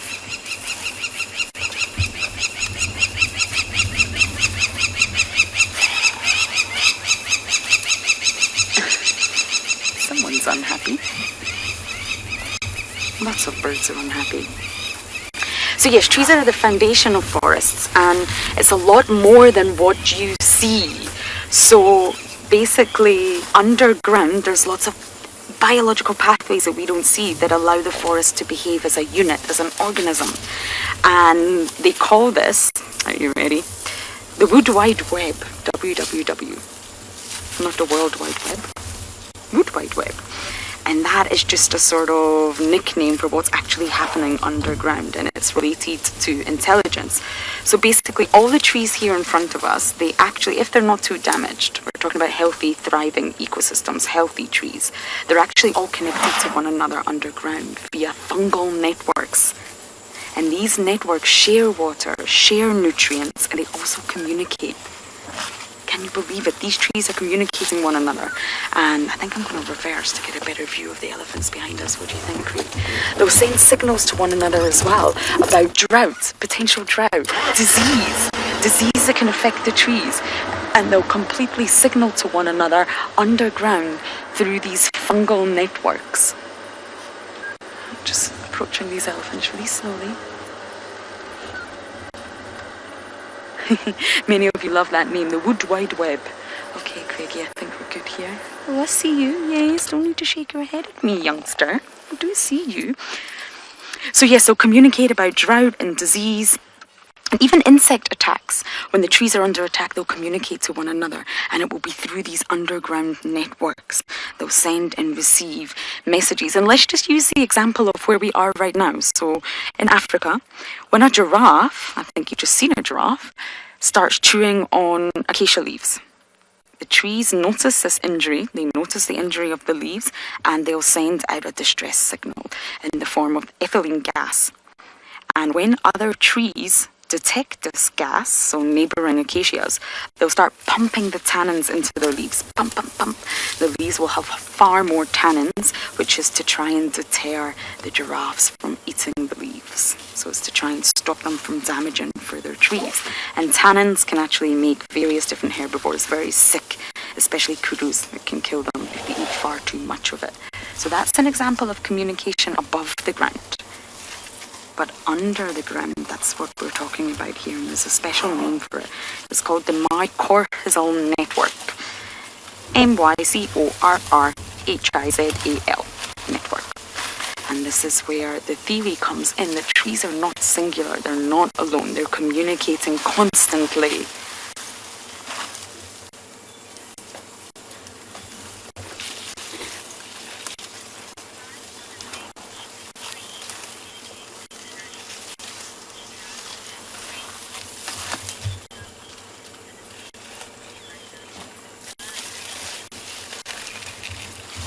Someone monkey? Didn't quite get that name, but you're a monkey, and you're seen as a sci-fi movie where trees actually release guide monkey. I'm probably still getting that wrong, but the trees release chemicals, and they're all trying to make the humans go crazy. Wow, I've never seen that movie. Please find out the name. Please, I want to see this.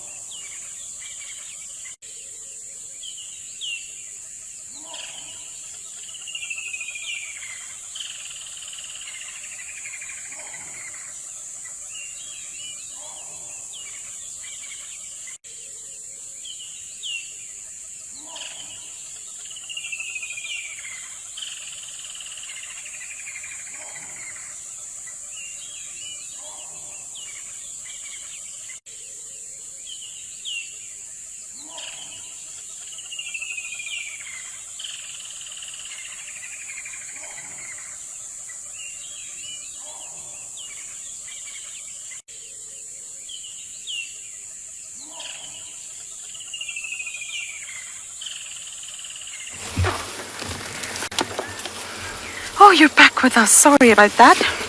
Gremlins tried to attack, but we're back. Now, I can't really remember where I was. Give me 2 seconds. Yes, I think I was saying the symbiotic relationship. So there has to be some sort of exchange for the tree and the fungi. And they'll take the sugar from the tree, and the sugar fuels the fungi to do the job, which is, of course, connect all of these trees together with fine hair-like tips. And apparently there's chemical and hormonal signals being pumped through these networks. And studies have actually showed that there's electrical signals completely out with our human realm. How can we ever imagine this? And scientists are saying they're just beginning to decipher the relationships between trees, which I just think is really incredible. And if you think of, there's actually an example of a gigantic beech stump, the beech trees, and it's in a forest. I can't remember which country, forgive me. Been deep in this book and I can't remember where this one's from, but this stump was actually felled around 500 years ago, a really long time ago, and the stump is still bright green with chlorophyll, because all the surrounding beeches, all the surrounding beech trees were actually keeping this stump alive. So it'd been felled, but all the beech trees were keeping it alive. And they were keeping it alive by pumping sugar and nutrients through the underground network. You can hear the elephants trumpeting. It's not this herd. I think there's another herd nearby. I don't quite know who trumpeted there. This herd is very relaxed. So yes, the stump was being kept alive, which is just incredible. Tammy, it is. Who's making all this noise? I think it's coming over here. There's a youngster. There's a youngster running amok here. It's not an adult. But I can't see him. Can you see him? Oh, well done, Craig. Batman's on the car. Yes, Tammy, I agree. It makes you really think differently about trees and have a completely different appreciation for them. They're communal. They're helping keep every single one of them alive. And if you think of the forestry industry, that's quite sad when we're cutting down trees. So yes, that's my fascinating topic for today, but there's a lot more to say about it. So when you come back to us, we'll continue our fascinating discussion about trees.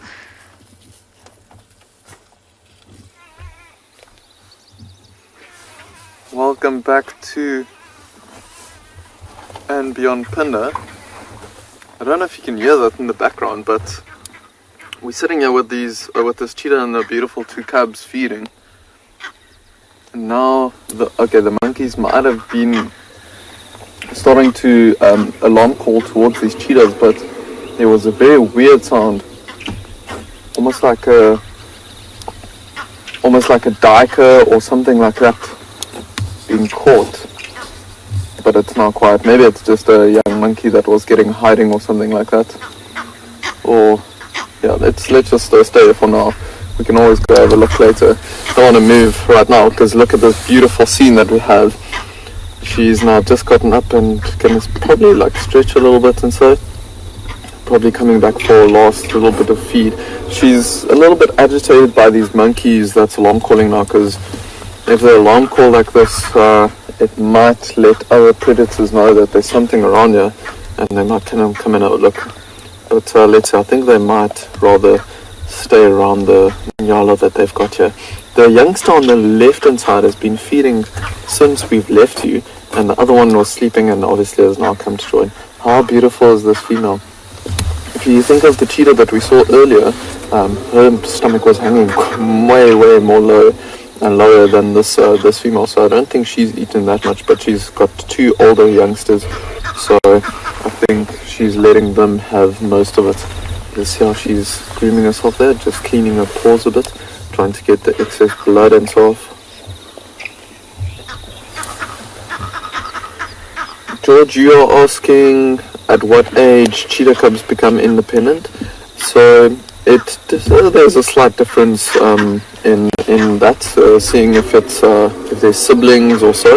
If it's just one cub with the mother, quite often it takes quite a while for the youngster to leave its mom. But It's generally around a year and a half to 2 years, around there, that they'll live with their mother. Sometimes even as close to a year old or so. Oh, look at this beautiful sun coming through now.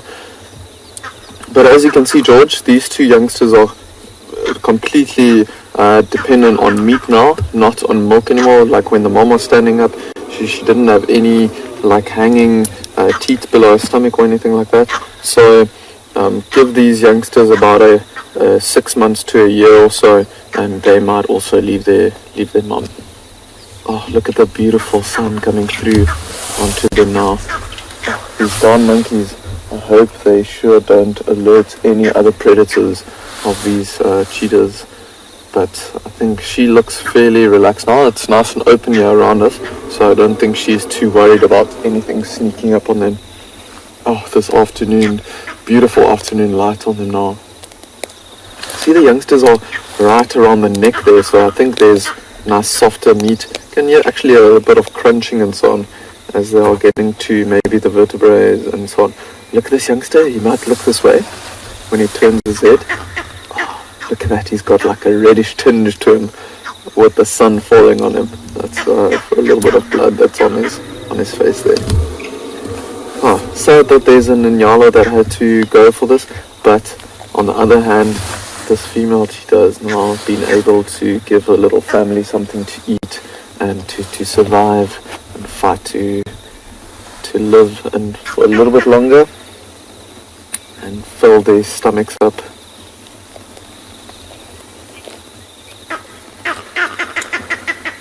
Rosalind, you're asking how the season would affect the hunting of cheetah.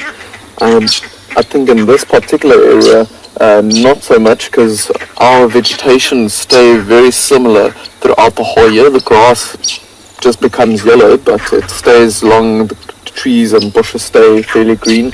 But in other areas, in the winter months, the vegetation might die down a little bit, and it might make it a little bit more difficult for her to hunt, because she'll have to seek a little bit better cover to sneak up on her. Depends on which areas, but some areas it has a massive effect on how they hunt, others not so much.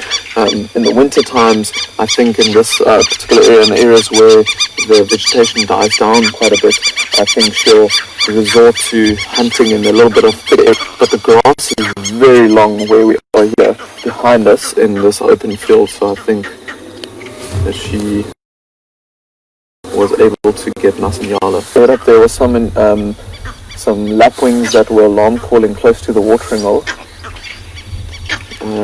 So those lapwings were alarm calling, I think, to these cheetahs maybe lying down here. So she was just keeping an eye out what the sound and racket was about. Oh, but listen to those monkeys, they're just keeping on going. Let's see. Oh, we might see some grooming happening. Here we go. Hello, Mom. If she turns her head now towards the young's face, so you might see a bit of grooming happening. Let's just have a look. It's about. She will probably relax down a bit. I think we're going to stick around and have a look what happens here. Maybe look out what those monkeys are alarm calling for.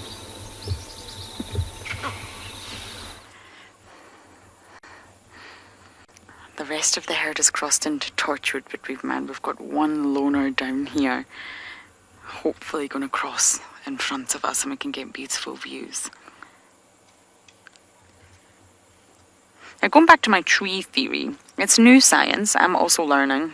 It's a very new topic for me, but it's just really, really fascinating, that underlying sort of concept behind it. And they actually relate the network, how they all share nutrients, pump each other with nutrients to keep one another alive when one tree is struggling, to elephants. And that's what sparked that topic of conversation off. And elephants are generally really reluctant to abandon the weak or the old or the dead.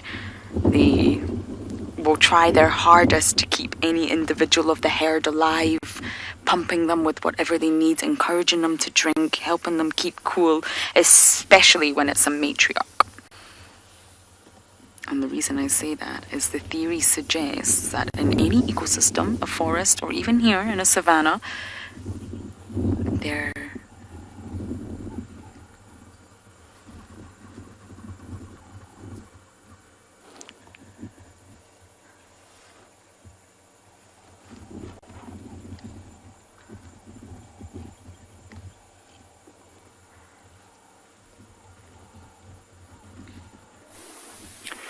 Good afternoon to all the viewers, and we are back here at And Beyond Gala, where we have just come across the scene.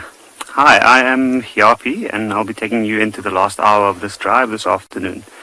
Now, we've come back to this wild dogs that Eric was mentioning we left earlier to go search for a leopard, and we were lucky enough to come across the scene with this large hyena that's just moved into the picture.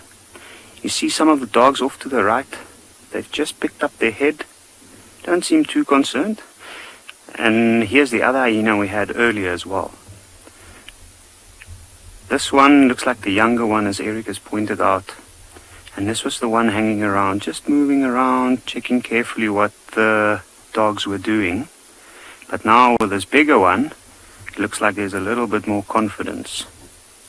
You can see the tails up of the one in front.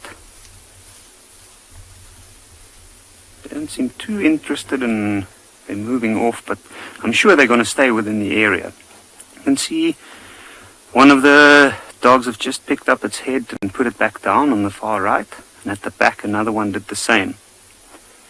They've moved slightly from where they were earlier in the shade of that green bush just off to their left, and at this point I think they are quite content. They're just keeping an eye on the hyenas for now and enjoying that late afternoon sun. There's quite a cool breeze coming through this area at the moment, but they're still quite full, and I think that's a big part of why we haven't seen any action. Thank you very much, Ryan. It is good to be here, and hopefully we'll be able to have a lot of fun on these live safaris in the next couple of weeks. So I see the hyena has just moved back into the area. It's a little bit further off to our left, but he's just stopped and he's staring straight at where the dogs are laying down. From their side, they don't even seem bothered at all.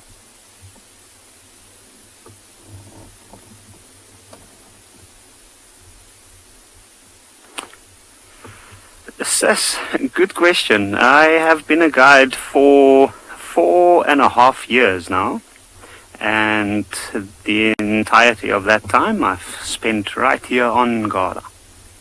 And it's been probably the best 4.5 years of my life. Being able to see amazing animal interactions like what we're seeing now is, I think, one of the biggest privileges there is. And being able to do this on a regular basis, I feel truly fortunate.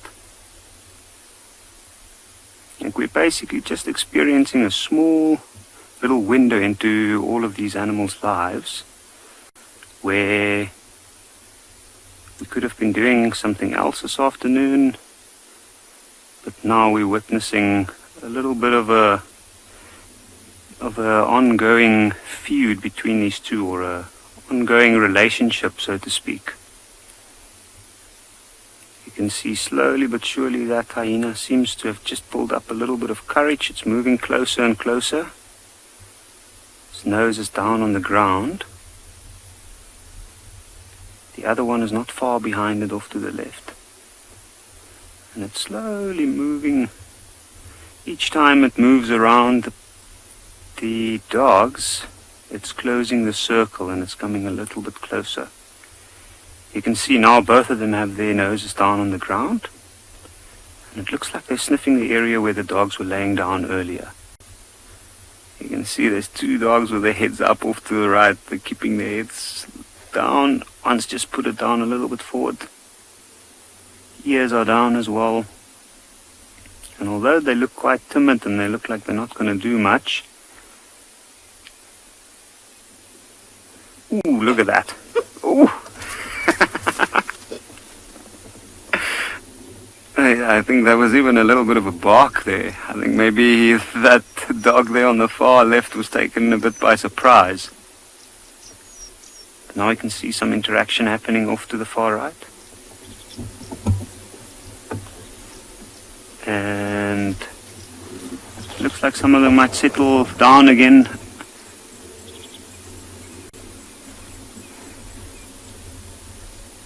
I think that was the meet and greet for the afternoon. Now we might see some action. I'm sure these two hyenas will probably move to the last spot where they were laying down, maybe sniff around there.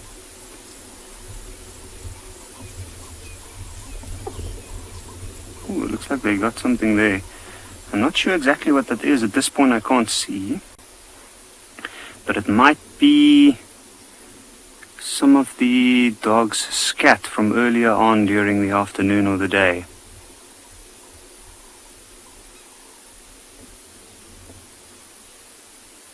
You can see the pack members have all settled back down. Megan, yes, wow, what a sighting. I agree with you. Like, it is such an incredible thing to witness, to see how these animals interact. And when we normally think about them, you don't always think wild dog, hyena, you don't think of them as a pair of top predators coexisting. But there is a huge part of their lives within this area particularly that I guess you can say depend on each other, but it's also how they define their different habits. The hyenas in this particular area, like these two, they often find other predators, leopard or wild dogs in this case, and then they might follow them. And they might wait until they make a hunt and then try and steal something from them. The wild dogs, on the other hand, they are just trying to go on with their daily lives. And you can see now that they spread out and they've got an eye on the hyenas, they don't look too bothered. Look at this hyena right in front here rolling around. I'm not sure exactly what it's rolling around in.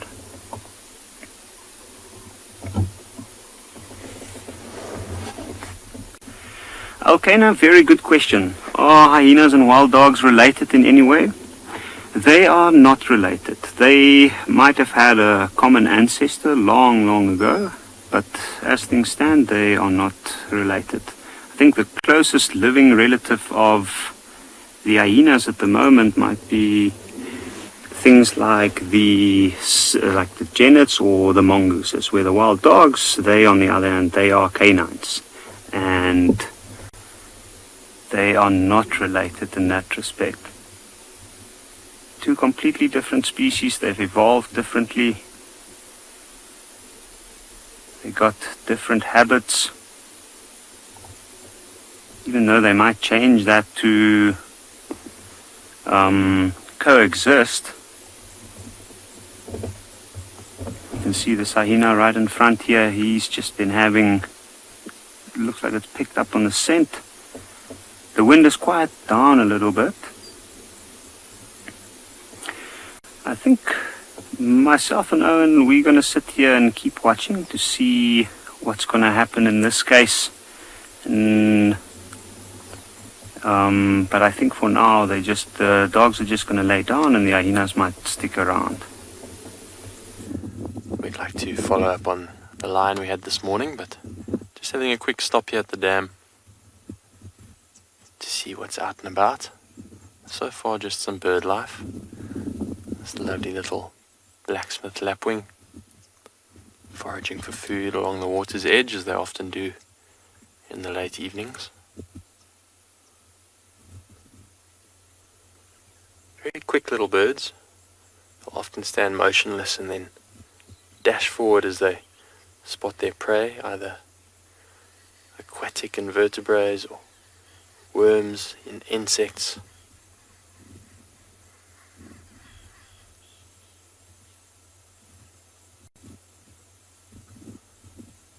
Maybe this one's checking itself out in the mirror.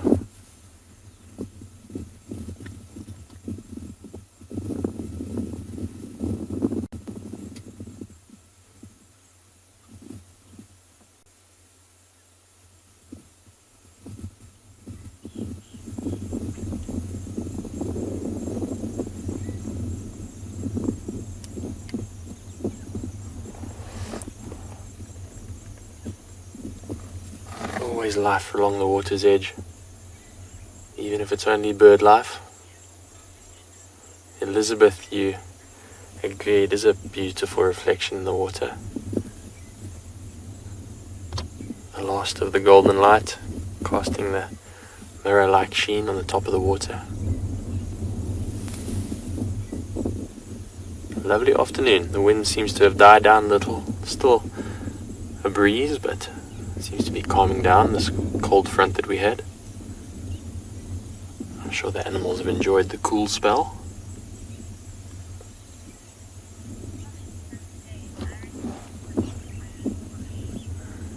Sammy Jane, you reckon this is the best bird in the bush?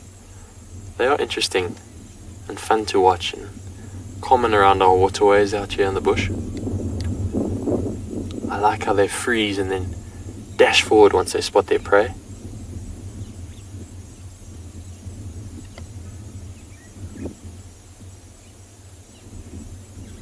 Can also be very noisy. They're ground nesters, so their eggs will be deposited in a little scraping on the ground, often very camouflaged. You hardly see them, but sometimes on a bushwalk, when you walk too close to their eggs, they will become frantic and chirp very noisily, trying to distract you as they fly around.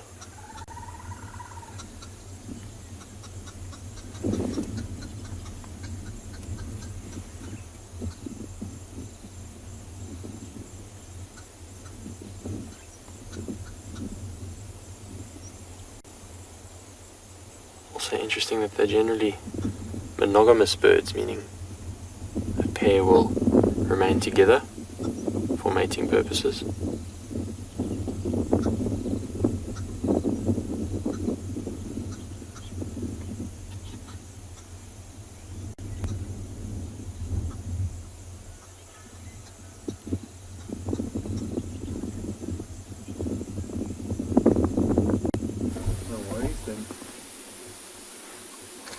Okay, welcome back. So as you can see, there's some of the members of the pack up at the back there. They have just started with their ritual greeting, and the hyenas in the foreground, they don't seem to be too bothered yet. I think we'll only really start to see more action from them once the dogs start getting up and getting a little bit more playful.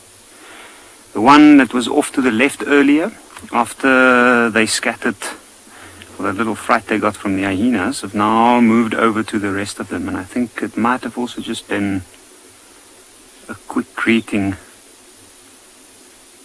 can see it looks like there's another two up on the far right, and look at that one on the left. You see the heads low down, it's slowing down, looks like it's in stalking mode. Up, and there it goes. It's amazing how they seem so determined to stalk and chase the others, and then once they get nearby they just immediately stop. You can see a lot of sniffing going on there. They're sniffing each other's backside, one trying to get up on the other one, tails up. Looks like there's a lot of excitement there.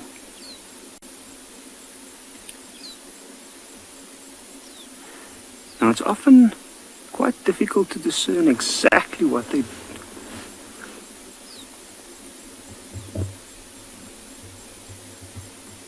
It's often very difficult to see exactly what they're doing when they do that. It looks like it might just be siblings playing around.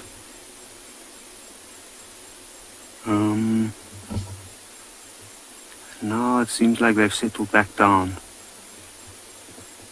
Now I was thinking earlier, but I'm not entirely sure since we don't really know a lot about this pack of wild dogs. It looks like the two off to the left might be a little bit older than some of these off on the right. And although they're watching in the other direction, it seems like from the attention that the ones off to the right is giving those three, actually, now I see there's a third one as well, might be that the three on the left-hand side are the more senior dogs within this pack.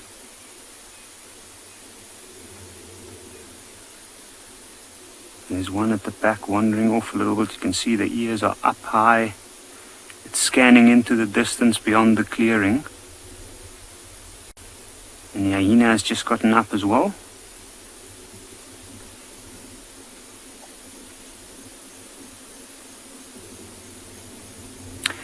Lorica, that's a very good question. Why are the wild dog's ears round? Now, I am not entirely sure, to be honest, and it is something that I'm going to have to go and find out about a little bit more, and then I'll have to come back to you at some later stage.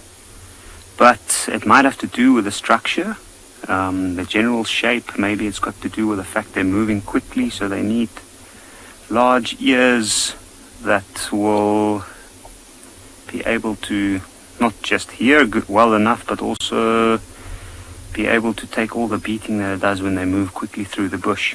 Also, I know that I have read an article that suggested it might have to do something with their body heat regulation, and also the size of the ears means larger surface area. So in that case it means that it helps with them losing heat quicker, especially after a quick chase on a very, very hot summer's day.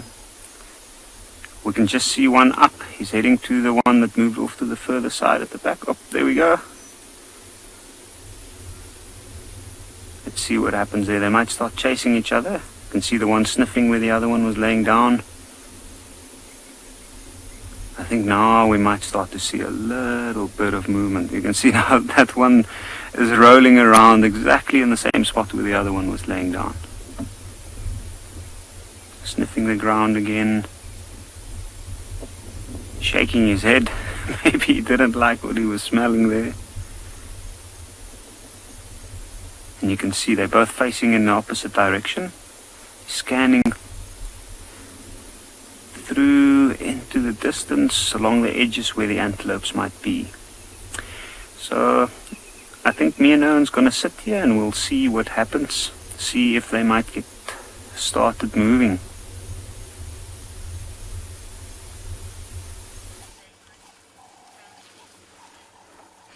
We can't escape the elephants. Every road we drive, there's herds of elephants, and we've got this little youngster suckling.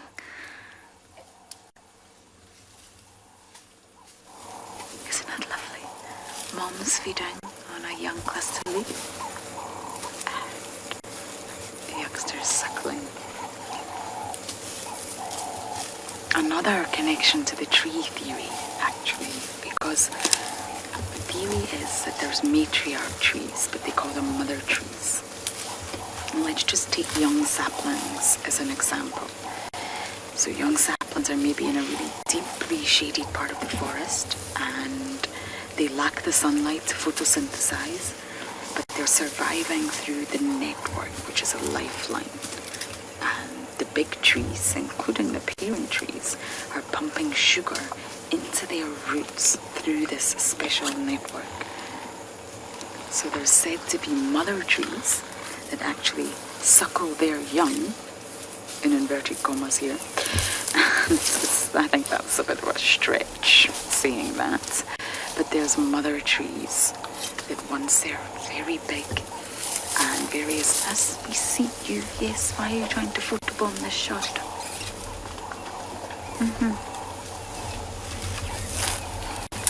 So these matriarch stroke mother trees don't actually suckle their young, but what they do is they look after all the young trees that are struggling by pumping the nutrients, i.e. sugar, that they need to help them grow.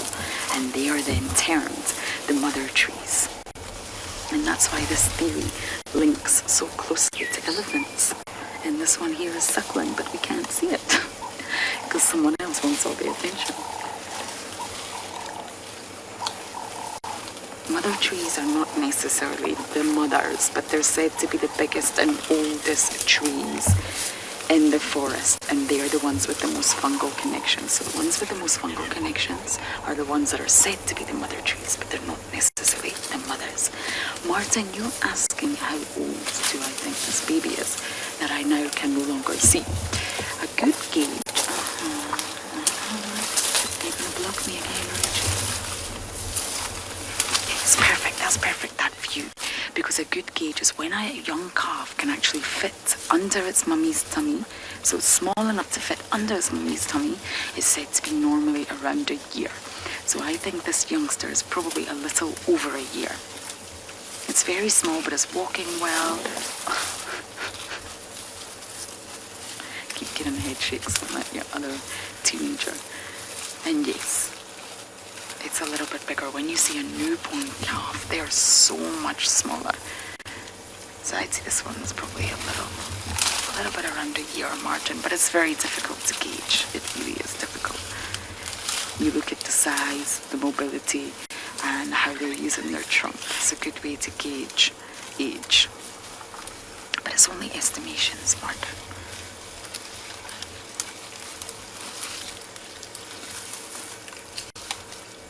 Look at this one, completely pulling over the whole tree. Look, using his legs. That young tree. Oh.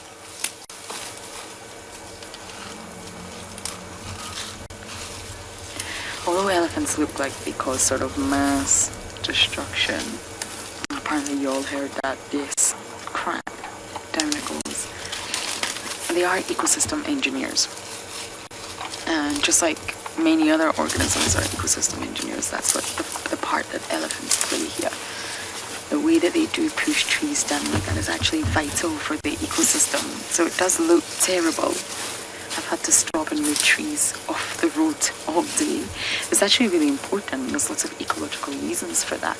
So that's why they're called either ecosystem engineers or ecosystem architects, because they're developing, they're rebuilding the entire ecosystem, and it's actually essential.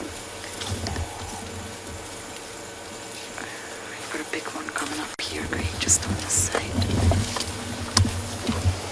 So I'll keep my eye on this elephant.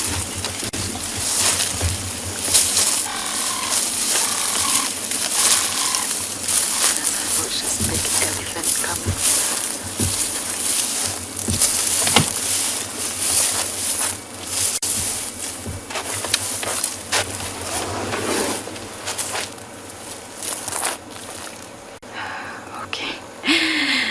So as I let this herd pass, we are going to try and drive up the eastern cut line and maybe find something that's not an elephant.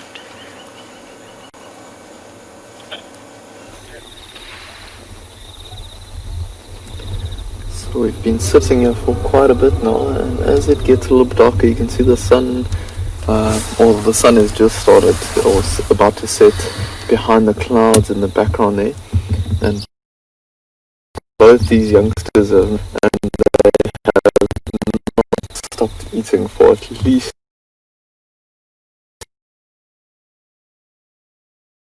There's a couple away from us that started to wake up a little. What a beautiful sunset. Calling the end to another day. And even better than that, we've managed to relocate our male lion from this morning right here next to us, also enjoying his siesta as the evening cools down.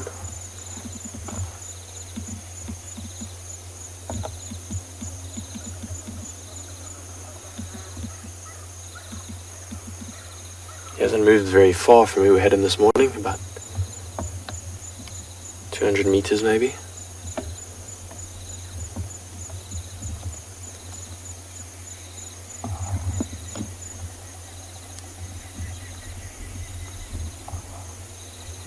Very peaceful out here. Just some birds calling in the distance. And our snoring Mr. Blondie.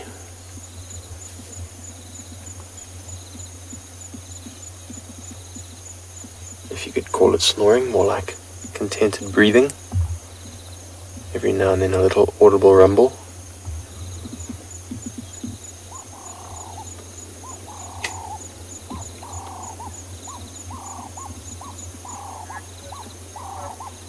Well, I'm happy that we managed to relocate him. We're going to sit here and see if there's any movement.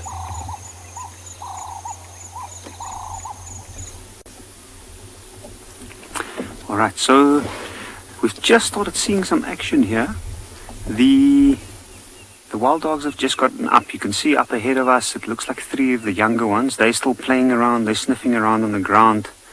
But the other 2 have already moved a little bit further down. I've just got a whiff of them, and they don't smell too great, to be honest. Some people think it is a smell that is an absolute mind-bending smell. The moment you smell it, you almost get addictive to it. The 2 hyenas are just laying down off to my left over here. They don't seem like they're going to move yet, but it looks like these wild dogs are going to be moving down in a southerly direction, which is more or less where the wind is coming from at this point. I think they are following their nose at this stage. Oh. Alright, no, it looks like they've changed direction. You can see the other hyenas up as well now. They might greet each other, these 2. Brief greeting before they're going to continue and probably follow the pack members. And not. It's amazing how they don't always do what you think they might do. We are hoping as well that these wild dogs might be going on a hunt, and I think we should follow them to see. There's a watering hole nearby where there might be a lot of animals in the clearings, and I think they're probably going to head there and go and see if there might be animals in that part that's either going down for a drink or that's just started to settle down in the clearings nearby for the night. They are still very full. If I have a look at them, I can see their bellies are still very round, like this one here at the back. Ooh, it's just sitting down. Looks a little bit lazy as well. And then the other 2 that still moved further down in the direction, the one on the far left is looking. You can see all of them is looking down in that direction. Myself, I can't see any of the others at this point. I'm not sure if they can. They do have excellent eyesight. Now they're slowly but surely going to follow the road in the direction of the watering hole.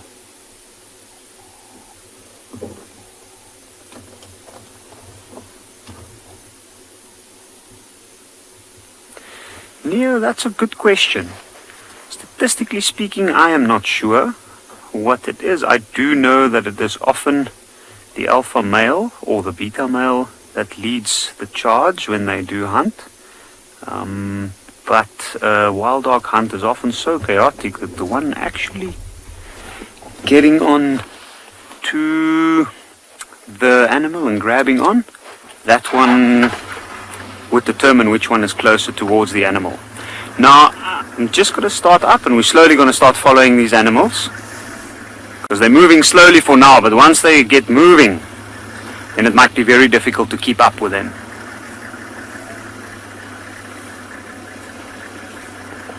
Oh, you can see the hyena is not actually following them. But you can see they're moving down the road, and I think we're going to keep following them, myself and Owen. Into that beautiful sunset. Yo. So look who we found. Here at Leopard Dam, Lagatha the lioness has finally appeared after 3 days of us seeing glimpses of her tracks here and there, and she's looking healthy and well, which is fantastic. Great to see that she's still doing well. It's actually interesting. We were just coming to Leopard Dam and we thought we'd actually look at the sunset, and we noticed that it's very still, yet there were ripples in the water, and we thought that's very odd. How can there be ripples with no wind? And then we saw a lion track, And we both knew, Seb and I, that this lion must have been drinking here, and that's what the ripples in the water are from. And I just did a short walk to find its tracks, and then she just bolted from behind a termite mound. But she didn't go far. She just stopped about 50 meters away, and she sat down again, so she's relaxed. But it's awesome. We're giving her a bit of time to get used to us once again. She hasn't seen us for a few days. Or, in fact, she probably has seen us. We haven't seen her, though, for a few days. It's good to see she's doing well. So what we'll do in a moment is we'll actually get a bit closer to her just to see if we can get a different view. But we don't want to worry her. We don't want to rush her because she does look like she's relaxed. And, you know, it's actually so nice to have her here again. She must have been hunting for the last few days. And when we get a bit closer, we'll be able to see if she's eaten.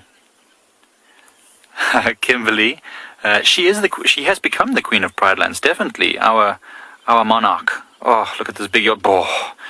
And the Queen is just luxuriating in the grass there. She's more like a princess, actually. She hasn't reached queen status yet. I think she's still so young and fresh. She's got a lot of wisdom to gain, but there you can see how she's moving along.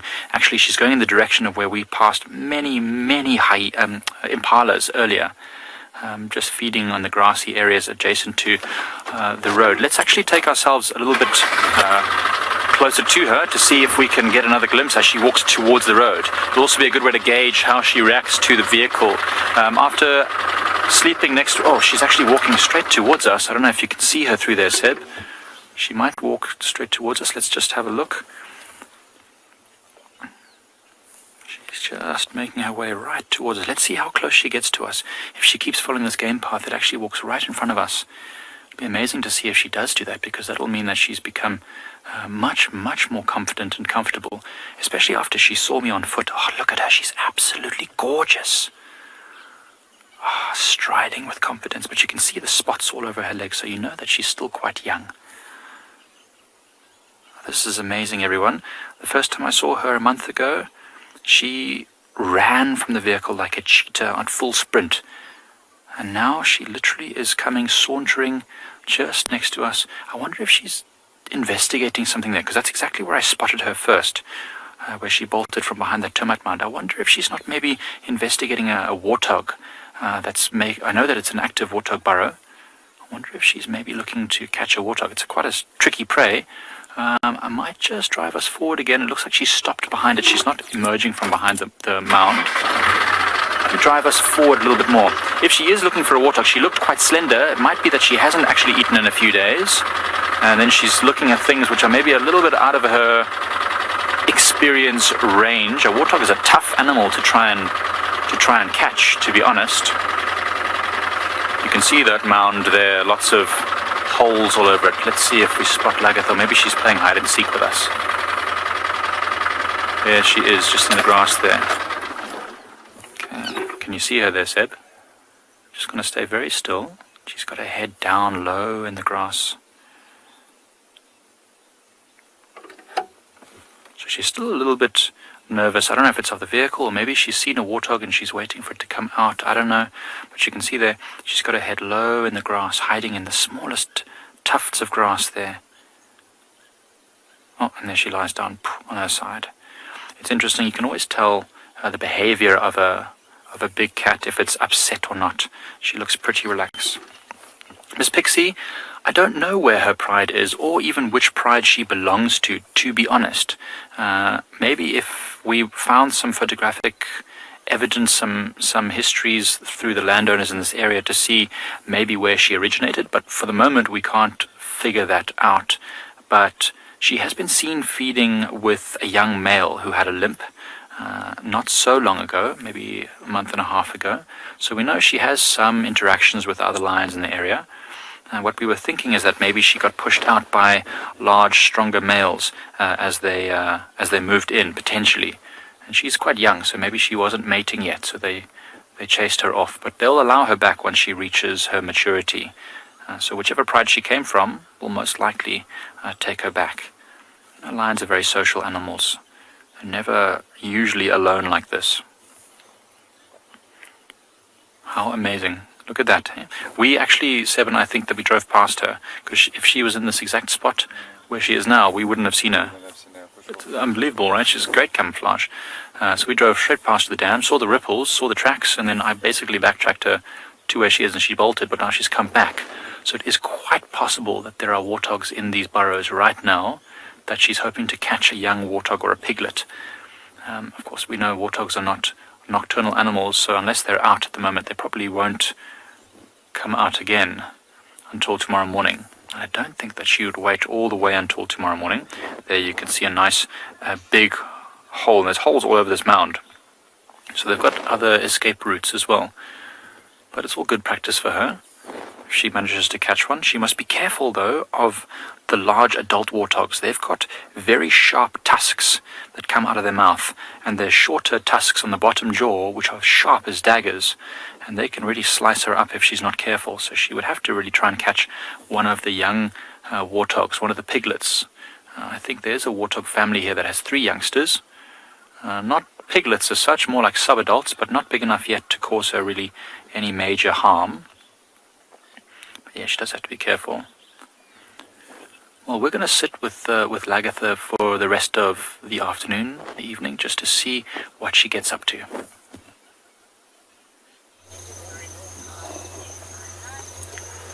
From the lioness to the lion, still here with our big boy, snoozing away.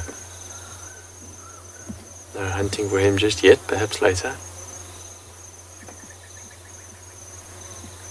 I've received reports that the Nkuhumas are too far, just across the boundary on another property.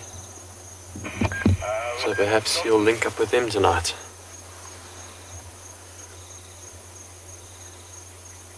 He is still a magnificent specimen in his prime. Unfortunately, it doesn't last forever. A few years from now, he'll be too weak to maintain the territory. The coalition may fail as younger, stronger blood comes through.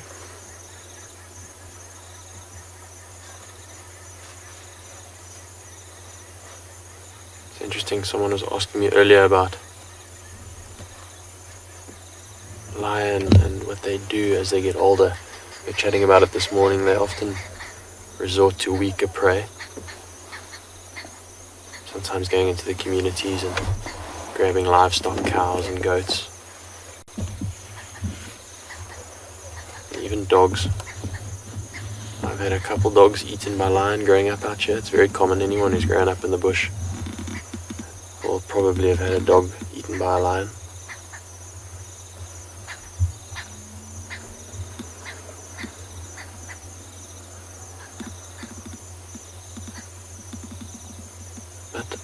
Not yet. He's in his prime and still able to hunt, although shame he does have a bit of a limp, but hopefully that'll heal up in the coming weeks and months.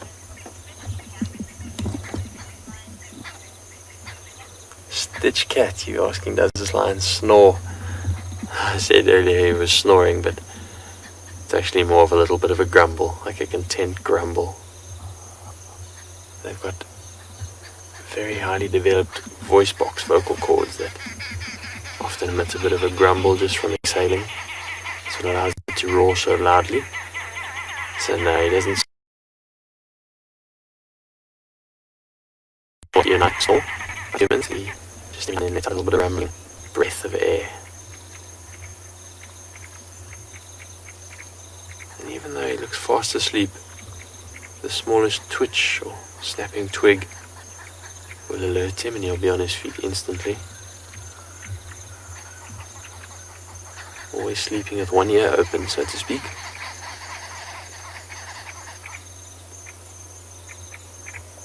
It's been a lovely afternoon so far. This is my last safari on Djuma for this time period that I'm here, so I've been thoroughly enjoying it. I'm going to enjoy the rest of the drive, sitting with this big boy, seeing what he gets up to.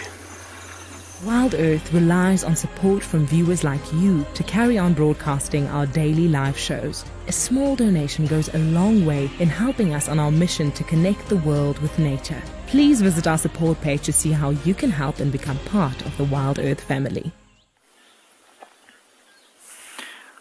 look at this. Anyone can spot her? I don't think so. Not if you're driving past and you're not really aware that she's around. Right about now you start to be able to discern that there's something in the grass, but you wouldn't know what it was. Still now you're walking along, and then you go, oh, whoopsie, I've made a big mistake. That's a lion. It's sort of what happened now when I was walking out. To be honest, I didn't even see her. I was focused on the tracks and just sort of had a feeling, like a gut feeling. It was on top of, we've seen all these impalas here, and there was a lot of impala tracks, and her tracks were on top of everything. And we both knew she must be close. Amazing to see how resilient she is. Seeing a human being on foot is one of the most terrifying things an animal can experience, because they have an instinctive knowledge that a human is a dangerous animal. That's why they always run from us, or generally speaking, they run from us. But she only bounded away 30 meters or so, and then she's come straight back to where she was, and now she's asleep. She's a very resilient animal, incredible in fact. And her ears are down so that she doesn't get a silhouette of anything that might pop out of that hole. And you can see that she's even closed her eyes. She's in a relaxing kind of mode, but she's listening. She's alert. If anything does come out of that mound, she'll be there in a flash.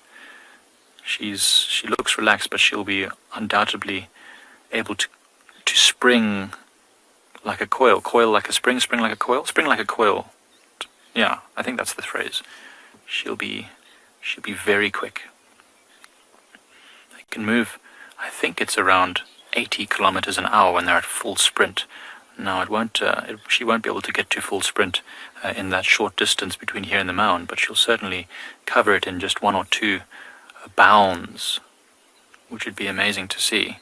Seb was just saying now, we should just sit here the whole night and see if we can catch her like grabbing something. But then we both said, the warthogs are probably not going to come out now when it's dark. They'll only come out again tomorrow morning. We're going to come here straight away in the morning. Hopefully we'll find her again, maybe even in the same spot, waiting for the warthogs to emerge from what will almost certainly be a cold night. It would be amazing to see her in action again tomorrow.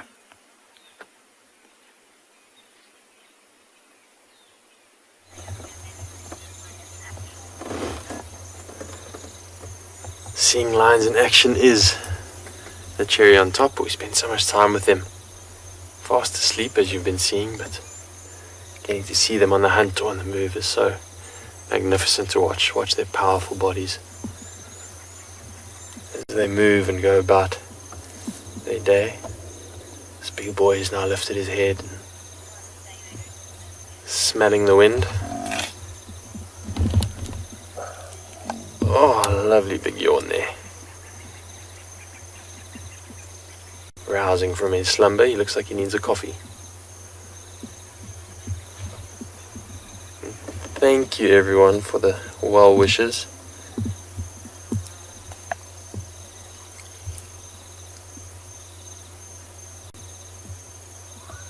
It's been a lovely week out here. Really enjoyed it.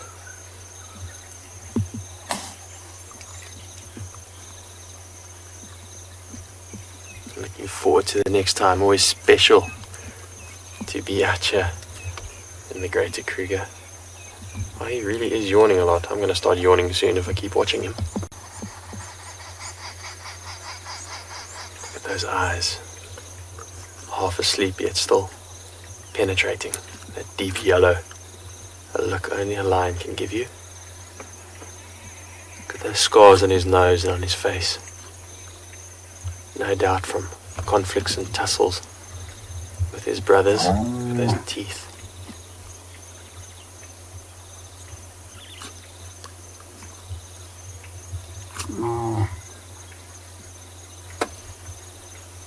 King of beasts.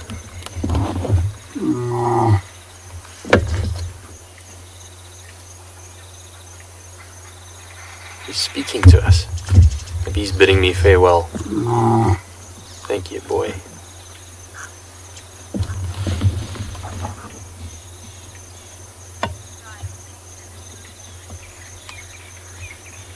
Is he sad I'm leaving. I've been spending so much time with him over these last couple of days.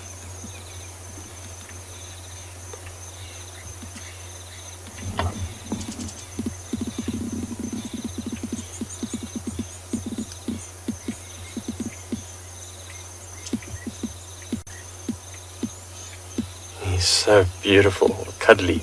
I almost want to go and scratch him behind his ears. Would you like that? Yes.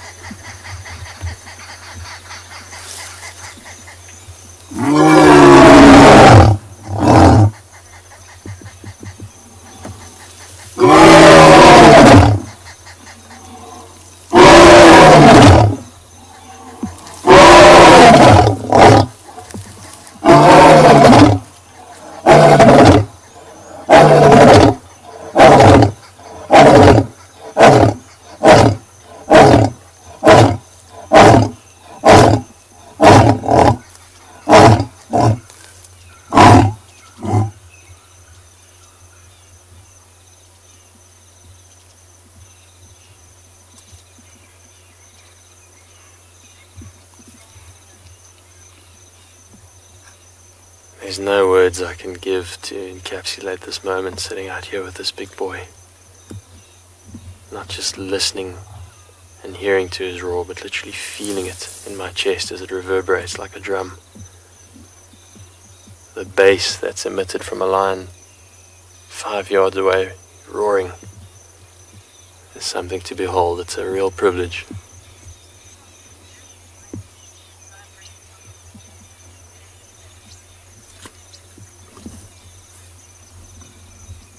Louis, you say your TV was vibrating on the wall. Not hard to imagine.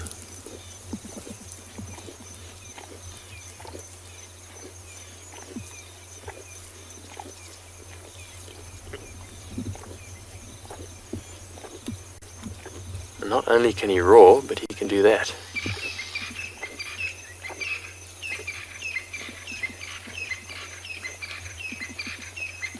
You better be careful there with his grooming, nibbling very close to the crown jewels.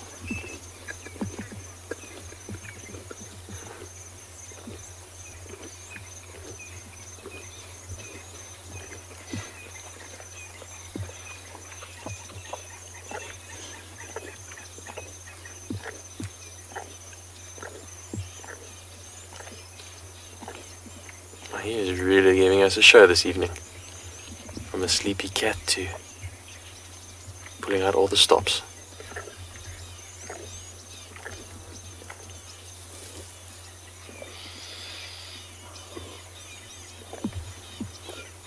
Quite bizarre, isn't it? Well, I think he's feeling a bit sorry for himself. He did spend the last few days giving it horns with the Nkuhuma female, so to speak. Now he's just plain old worn out.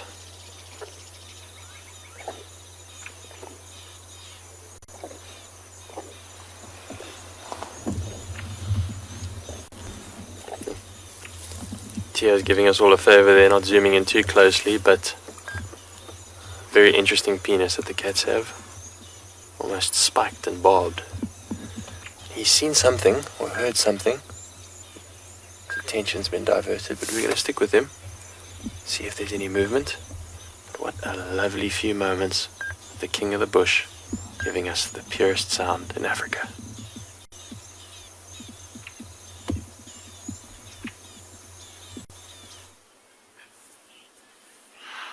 So the Queen of Pride Lands, still just lying flat down here, eyes closed. And we were just discussing how she would go about the rest of her evening. Will she stay here and play the patient waiting game with these warthogs that are quick link to someone else?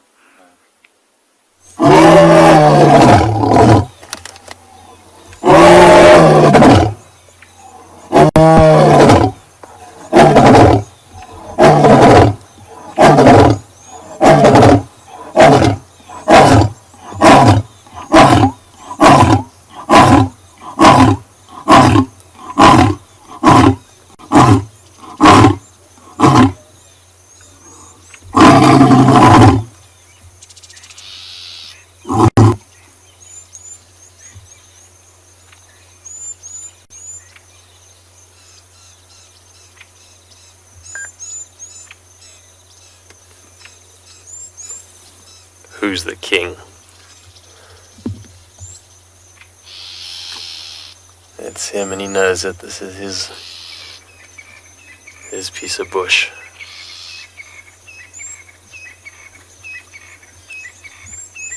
His domain. I believe everyone thoroughly enjoyed that.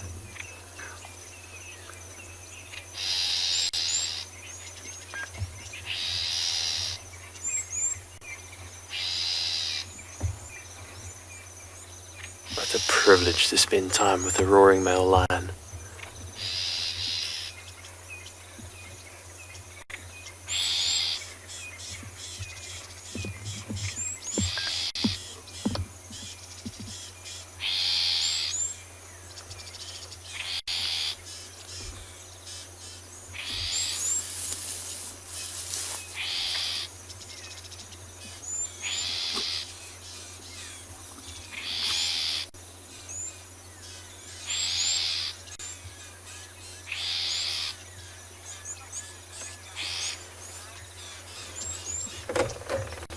Butterfly, so it's very mind-blowing, that roar. It is. It's amazing, eh? Like I say, amazing to see on screen. To feel it in your chest right here is just something I can't describe.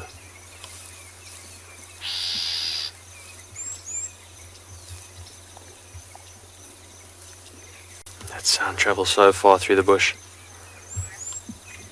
Deep resonating roars as they communicate and display their authority.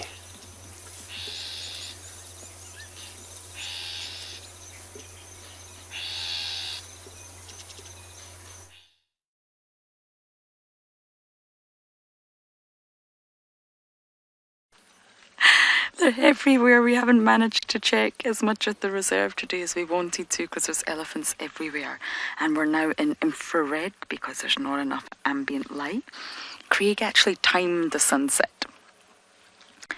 2 minutes and 24 seconds. Probably not so accurate, but from where we were, it was 2 minutes and 24 seconds when that lower half, that sort of lower circle of the sun hit the horizon until it disappeared. Now, just to finish up on my discussions of today, when you think about trees sharing resources and forming sort of alliances with trees of their own species and others, surely that would go against the laws of natural selection because they should be competing for sunlight, competing for water, competing for nutrients in the soil. But actually, it wouldn't make evolutionary sense for trees to sort of behave in a greedy fashion or in a resource-grabbing sort of way. They actually survive and thrive together, and they live longer and reproduce more often in a healthy, stable forest where they're all communal and communicating with this sort of wood vibe intelligence. And that's why they've evolved along with their neighbours. This is very similar to elephants. Elephants survive and thrive because of the herd. They're not competing with one another. There's nothing to compete for. An elephant has to learn. And normally they learn from the matriarch and all the sort of older females. It's a long process of teaching the calf how to survive, how to navigate the landscape, how to avoid threats, how to go from area to area which has the most sort of the best resources, the best food, the water in winter, during droughts, where do they go? And we call this culture. Culture and knowledge is passed down from the matriarch. She has such a pivotal, integral role. The herd needs her. Every herd must have a matriarch. And that's why through evolution, elephants have sort of naturally evolved through natural selection to live for the herd life. Otherwise, they wouldn't survive. They wouldn't survive out here on their own. They are communal. They are social. And that's why they really need one another. Even the males grow up as part of the herd life before they're ousted. They wouldn't survive otherwise. It wouldn't make sense to compete with one another when you're an elephant.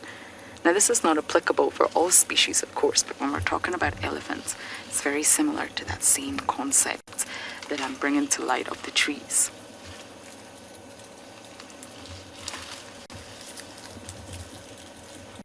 there's a lot about elephants we've still to learn, especially when they're passing down their knowledge to one another.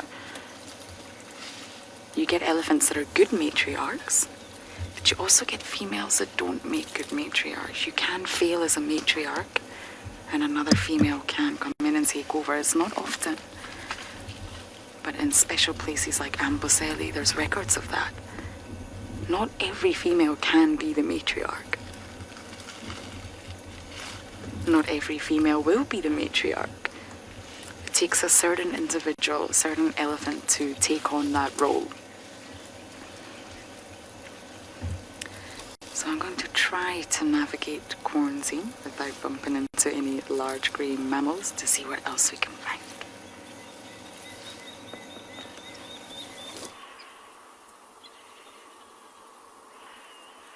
So elephant herds are matriarchal, and so are lions in my opinion. I know that everyone says the males are the kings, but I think this queen over here will one day have a pride of her own, and she'll make all the decisions to keep them safe and to raise the young ones. As you can see, she's just very well camouflaged in the grass, just hiding herself low down, actually sleeping right now. Seb and I were actually wondering whether during this windy day she was actually quite active. It hasn't been hot, it's been very windy, and so she's probably been moving about looking for hunting opportunities the whole day. And it's meant to potentially get windy again tomorrow evening. So if she hasn't caught anything by then, she'll have another great opportunity to do some hunting tomorrow evening as well.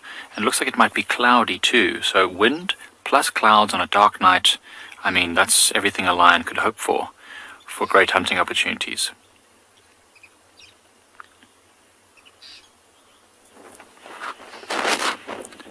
Annie Wright, you've asked who's the strongest hunter of all the big cats, I think, if I understand correctly.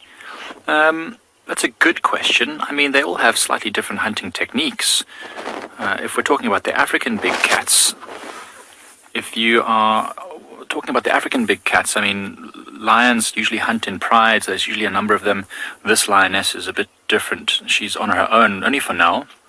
So she'll be hunting much like a leopard hunts, trying to stalk as close as possible to its prey before doing a final rush. But normally a lion pride like this would hunt using teamwork, flashing an animal into the direction of some other waiting predators, or the other waiting lions. I think, pound for pound, a leopard is probably stronger than a lion, because they have these short, stocky bodies to lift their prey up into the trees to avoid the attentions of lions and hyenas. I mean, lions are much larger, 2 to 3 times the weight of a leopard, and twice the height.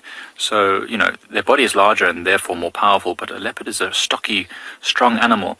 I remember once being with a vet. They were doing some work on some collared lions, and they darted the lion, they took blood samples and released them. It was all fine. And then we also, darted and collared a leopard.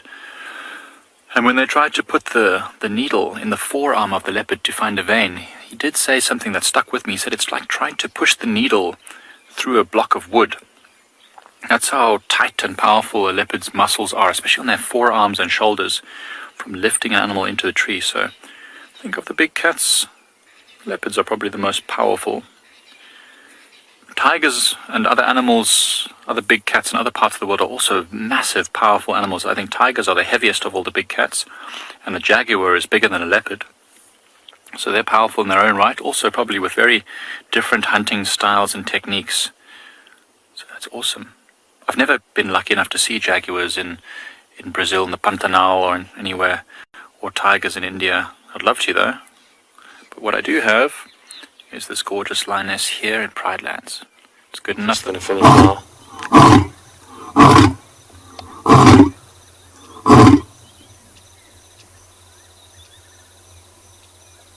This boy is being very vocal tonight. Calling and calling quite frequently, every 3 to 5 minutes, which is very frequent. Now he's sitting, listening perhaps for a reply from the pride or perhaps his brothers.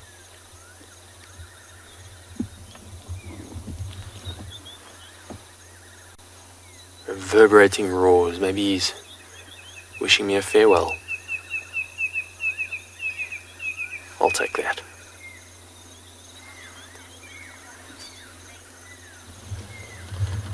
Nancy has a lot to say tonight. Yes, he does. I wonder what he just said. Over here. Bring me the buffalo. My foot's sore. I don't feel like hunting. Who knows? What lions communicate through those roars, we'll probably never know, but it's one of the mysteries of the bush.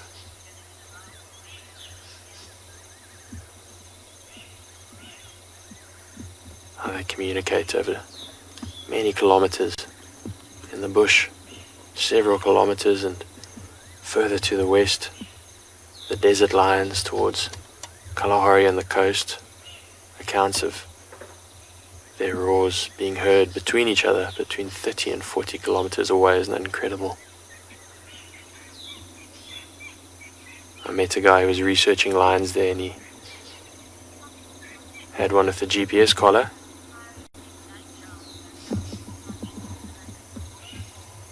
And he was sitting with another lion 35 kilometers away, and it started roaring, and he saw the little GPS blip on his screen get up and start walking in that direction, which proved that lion's brother heard it at 35 kilometers. Of course, that's in the desert, but still, it's amazing how far those roars travel. Sound out here at night, in the winter especially. Lots of nocturnal birds starting to chirp and make their calls. Monique from London, you've noted a fiery-necked nightjar. Well done there on that identification. That characteristic bushveld sound.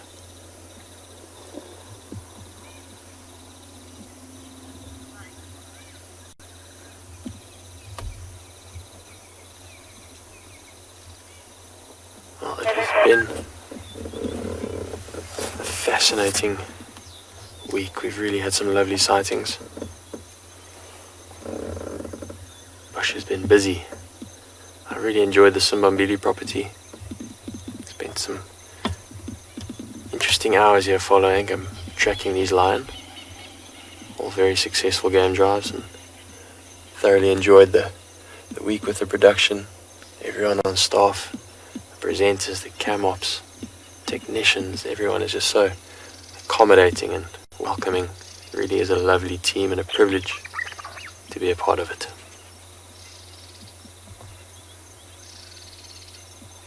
What a privilege to be able to bring this to you live as we speak, sitting here with this majestic lion in the middle of the bush, listening to him roar,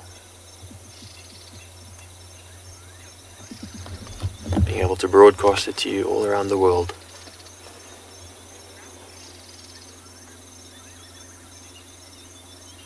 Well,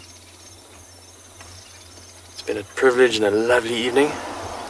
I think that's probably going to be it from me. This lovely lion here. Until next time, cheers.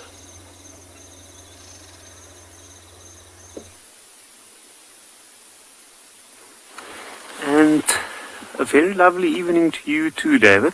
We were so lucky. We've just come across the Birmingham Pride, and from where they come was a bit of a puzzle. We've been looking for them for quite a while now. We had part of them last night, and today they've pretty much moved around like ghosts. And then finally the trackers Adam and Thomas have managed to find them right here, pretty much on the other side of the reserve from where they were last night. And you can see there's a bit of movement. Some of them have their heads up, some of them look like they couldn't care less, and they've probably been in the same position for most of the day. It's a bit of scratching going on, and you can see the ears are up, and they're just listening out, trying to listen and hear what's happening in the night. And this is how the evening starts out for them. Slow movements, trying to pick up on all the small sounds and things happening around them. And I'd like to say, We've had an amazing day with lions, with elephants, and thank you to all the viewers for a wonderful evening. We'll see you tomorrow.